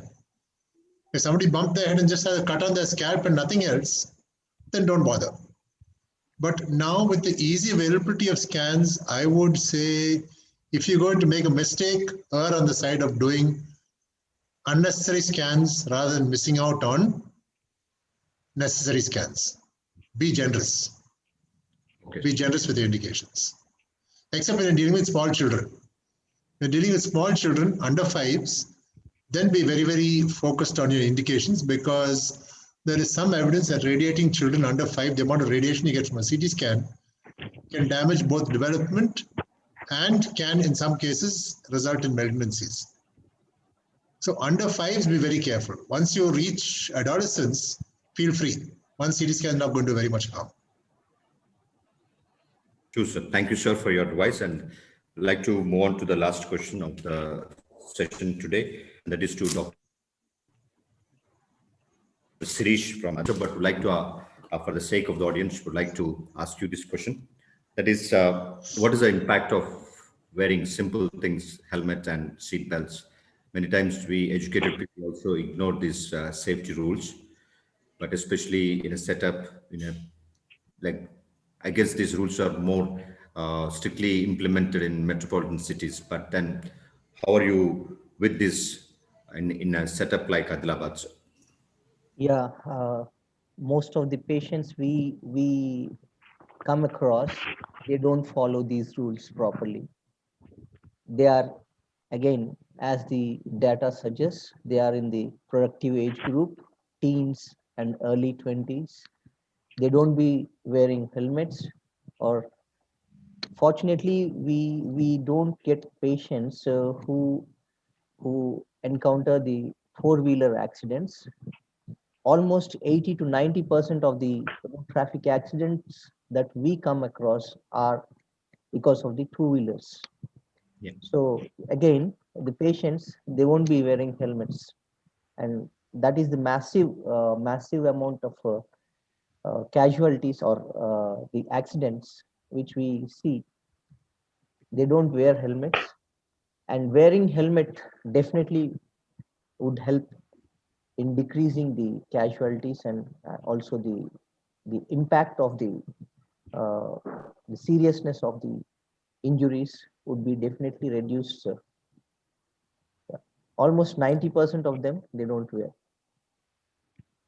Okay, thank you, Dr. Sirish. I think that stresses the importance of Dr. Samson, just let me interrupt here, if you wish permission. Actually, the impact of wearing helmets and seat belts it should be there. But very unfortunately, in 2013, 2014, in association with International Trauma, Anesthesia and Critical Care and EMR 10 service, we did a lot of awareness programs about this wearing of helmets and drunken driving, prevention of drunken driving. And to our surprise, we have found that there is an anti-helmet association also, which goes against this. There is an association, I think we have come to know at that time. So people attitude should be changed, and wearing a seat belt is also very important. I see many of them, they have one or two cars. The cars which give an alarm when they wear the seat belt, they wear it. If the car doesn't give an alarm, nobody is bothered to wear the seat belt. So that is the attitude that has to be changed in every individual, and a lot of awareness programs has to be done for this. And definitely science itself tells that 50% prevention will be there. More than 50 to 60% prevention will be there if they wear the seat belt or if they wear their helmet. Thank you, sir. And I would like to ask Samson, can I just add one thing about that? Yes, sir. When you asked the question, I started looking at my database. We had 2,260 two-wheeler injuries. Okay, sir. 13 people wore helmets. Yes. My goodness. Okay, 13 out of 2,260 patients we admitted wore helmets. Of those 13 patients, one died. All the others did well. Yes.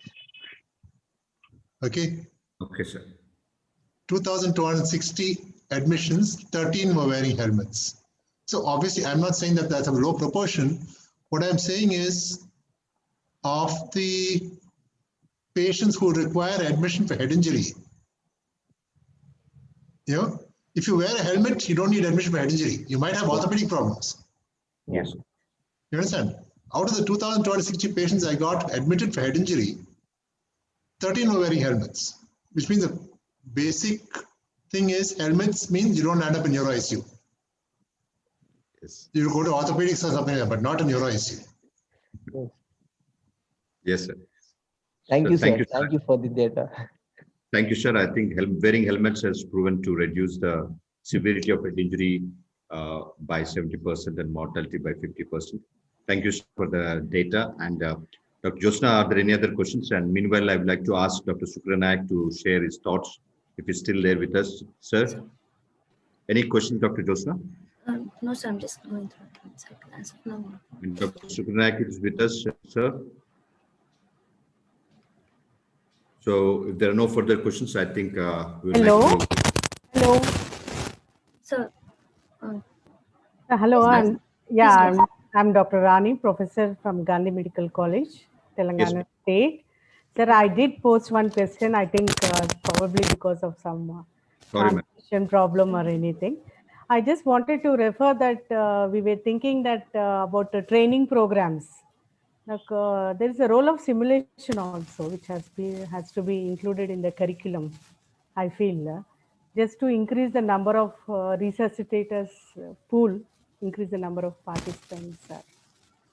The role of simulation, and now in the new curriculum for undergraduates, that has become one of the mandatory program right from the first year of undergraduate, that is MBBS. Yeah, I agree with Dr. Rani. Yes, sir. That new curriculum has come where they've included the simulation and the resuscitation and all to the medical students. That is a must for them. Yeah. They should, every medical college should have a simulation complex so that they can train their doctors and all the medical staff. Yes, sir. They would definitely add to the increase in the research status to the pool for emergency resuscitation. And our center is also a trauma center recently recognized from the government of Telangana. I mean, government of India itself, I can say. And we would thank the government also. And, thank you, Rani, for attending she's a professor and the head of the Department of Anesthesia at Gandhi Medical College, one of the biggest hospitals in the state. Yes, sir. We really enjoyed all the lectures and the panel, selection of the panelists, I can say, a wide variety with a multidisciplinary team of specialists. And the very good message which I have learned at this stage is not all patients require a neurosurgeon for its intervention.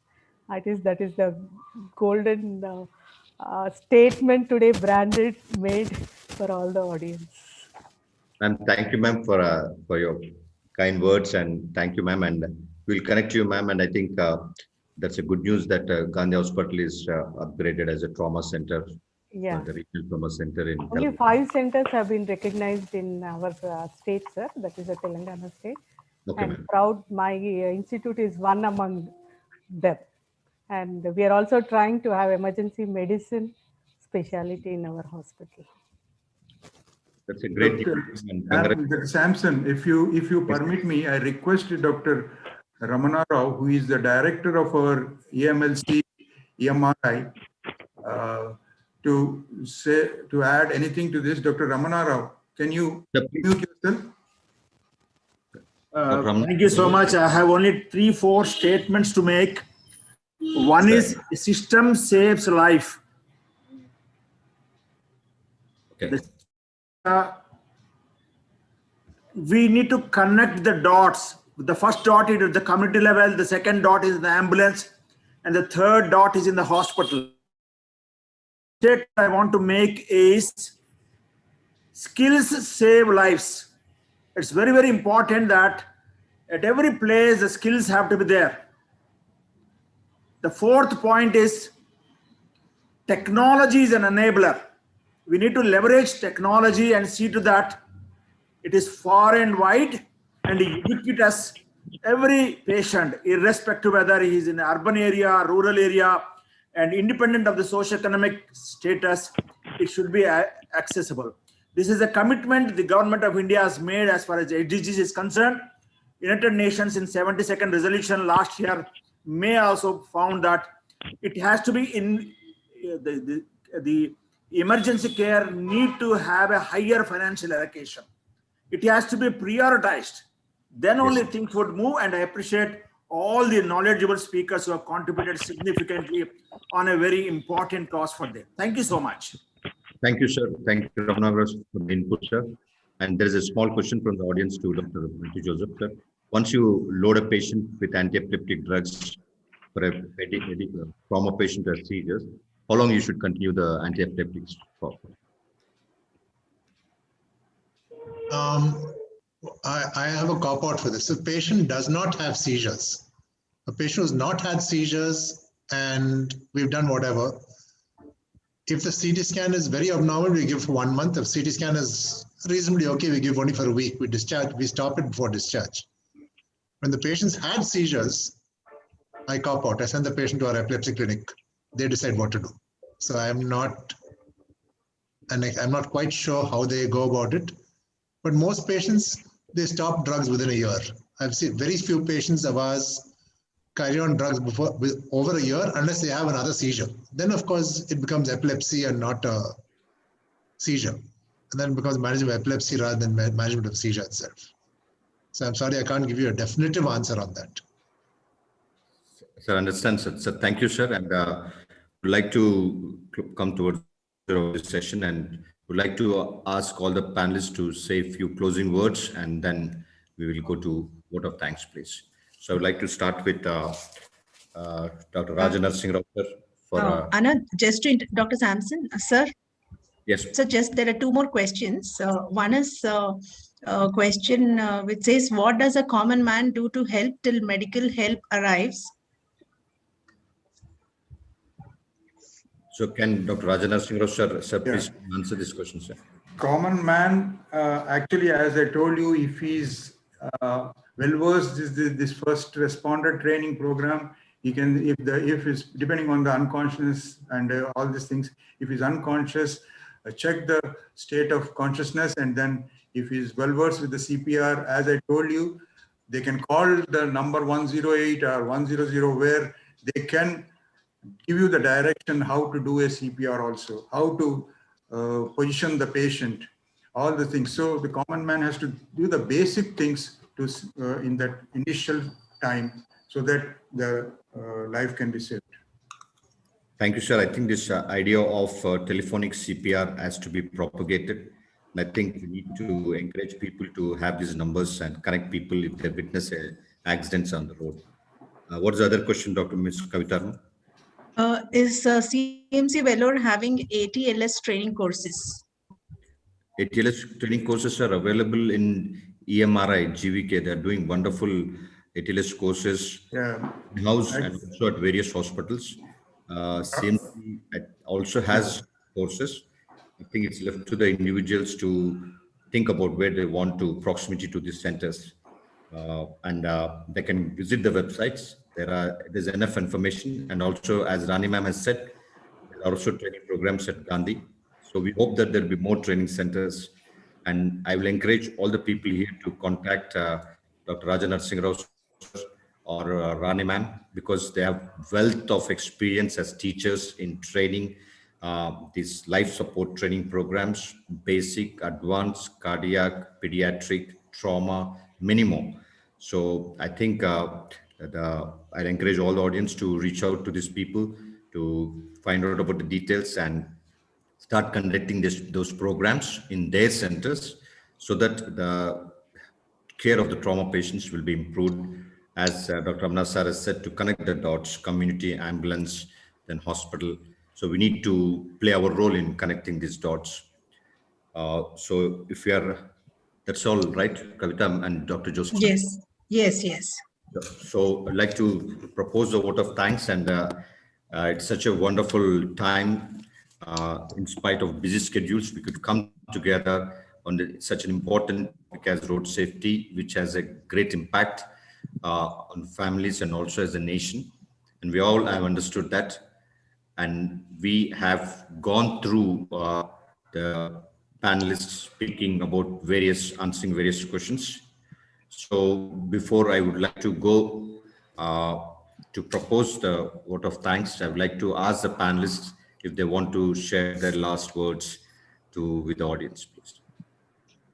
So we thank all the audience who attended and the organizers. It was a very nice debate, and a lot of things have been learned. I'm very happy, Dr. Matthew Joseph, the talk of Dr. Matthew Joseph, Dr. Abhilash, Dr. Sirish, and Dr. Rishi. They have written the very important points that have to be followed by every individual. Thank one and all who have organized this. Thank you, sir. Thank you, Unicopus, for organizing this beautiful seminar. And, I really thank all the doctors on this panel for your selfless work for humanity. And may God bless you guys abundantly for whatever you do. Real assets to the country and to society. Thank you, sir. Yes. I would like to propose the word of thanks, and in spite of busy schedules, I would like people have given their time, the audience. So I'd like to start thanking with the keynote speakers. We thank Dr. Matthew Joseph Garu from CMC Vellore, Professor of Neurosurgery and Head of Neurocritical Care. Sir, thank you, sir, for taking time and in spite of busy schedule. I always bother sir whenever there is social programs are there for the last 10 years, but he's always there to help and join and share his experience. And thank you, sir, for sharing your experience, and God bless you and bless your family. I'd like to thank Dr. Abhilash. Abhilash, good to see you, and we are all proud of you for heading the chair for emergency care at CMC Vellore, and I think a long way to go, and also you're going to be a blessing for many, in spite of being busy in the emergency department and also in the admin as a deputy MS. We thank you for taking time and being with us, and also being patient in answering the questions that were raised. And we thank you, Dr. Abhilash, and God bless you and bless you. And like to thank Dr. Raja Narasimha Rao, sir. Sir is a very senior member. He's one of the members who has concept of group practice anesthesia in the Twin Cities, and is a well-known speaker and well-known teacher for many people in the healthcare. Sir, I've asked you and you immediately agreed, and it's a blessing, sir, and your experience is going to be a blessing and saving many lives. And GVK has got the largest fleet of ambulances on the road in India now. So we thank you, sir, for your time, and God bless you, sir, your family and your team. And also at the same time, I'd like to thank Dr. Sir. Thank you, sir, for taking time. Busy schedule. You took time to share the 4 points with us. God bless you, sir, and bless your team at GVK and the EMRI. So thank you very much. I thank you all. I thank you for giving me the opportunity to be a part of you in this. Thank you. Thank you. I'd like to thank Squadron Leader Malcolm, and he has come back to India with one purpose, and he's focusing on that to save lives through this NGO called Roadcraft. So you're doing wonderful service. We hear about your services, and you have the patience to go through all the difficulties. And we thank you, sir, for taking time and educating us, and also challenging us regarding being empathetic and being to play our role as a person on the road when we witness an accident. And thank you, sir, for all your wishes to our doctors. And we pray for your organization, Roadcraft, and make it continue to be a blessing for many. God bless you, your team, and your family, sir. Thank you, sir. Thank you. I'd like to take time to thank Dr. Rishi, who was joined all the way from Mumbai. He's a busy man. Good to see in educating us, and also pointing to the importance of technology, the machine learning and AI, in the role of this improving the road safety in India. Thank you, Dr. Rishi, and God bless you at your work, and may you continue to be a blessing. And God fulfill the desires of your heart to implement this technology to improve the road traffic emergency management of patients affected by road traffic accidents. Thank you, Dr. Rishi. God bless you and your family, Dr. Rishi. Thank you, Samson. Thank you for this wonderful opportunity provided, and all the very best for the endeavor which you have taken. I pray for success for what you have been doing. It's really noble and very close to me as well. Thank you very much for having me. Thank you, Dr. Rishi, and I'd like to thank Dr. Sirish. I think he was busy with the NCI inspections and also with the cases in the theater, but he took time to come and join us, Dr. Sirish. We really appreciate that. And he's heading the department, and I think there are a lot of challenges at Adilabad, but we believe that things are going to improve, and you're going to play an important role in the management of patients at Adilabad and centers around. So we thank you, Dr. God bless you and your family and your team and department. And I'd like to thank Rani ma'am for joining us, Head of Department of Anesthesia, with a passion to improve the trauma care in Gandhi Hospital and other medical colleges. We thank you, ma'am, for joining us. We thank all the other senior members, senior faculty like Dr. Sukranak, and the various people have joined from various parts of the country. We thank each one of you for taking time and joining us. I'd like to thank all the PG and undergraduate students who have joined us. And we believe that this has been informative, and also we believe that it has challenged you to learn more about management, early management of trauma patients, and take it as a passion, because wherever you are, whatever field you're going to choose in the future, this is going to be part of your life. So please join these courses out of your passion. You can join the courses directly through contacting people like Matthew Joseph, Abhilash, Rani ma'am, and also Raja Nursing Rao sir. You can take vacation a few days or a week to go and see the things there that I think that will improve, that will change your perspective about road traffic accidents and their early management. And general practice physicians and many people have joined from mission hospitals and rural hospitals across the country. We thank each one of you for taking time, and we believe that this session was helpful. Please connect to all these eminent persons who are willing to help us. That's such a blessing. And I'd like to thank all the audience, other audience, many non-medical people and other NGOs have joined. We hope that this has been an informative session, and we hope that you will play your part because as Malcolm and as Raja Nursing Rao sir has said, India is a vast country. We are 120 crores. So we're moving towards 150. One organization cannot do everything. Each one of us as a doctor has a role. And like to thank the organization at Unicorpus, Ms. Kavita David, for being the backbone, and for all the technical support that she's given for this webinar. I'd like to thank Josna for coordinating everything and for organizing this program. I'd like to thank the staff at Unicorpus for taking time to participate in this webinar. So once again, I thank each one of you. It's a long time, but you took time. It went on. It was 1 hour late, but I really appreciate time that you've given us. I'm sure this is going to impact the young minds who are working, people associated with these road traffic accidents. May God bless each one of us and our families as we continue to play our part.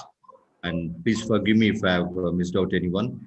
And also, please forgive me, sir, how many senior people have joined.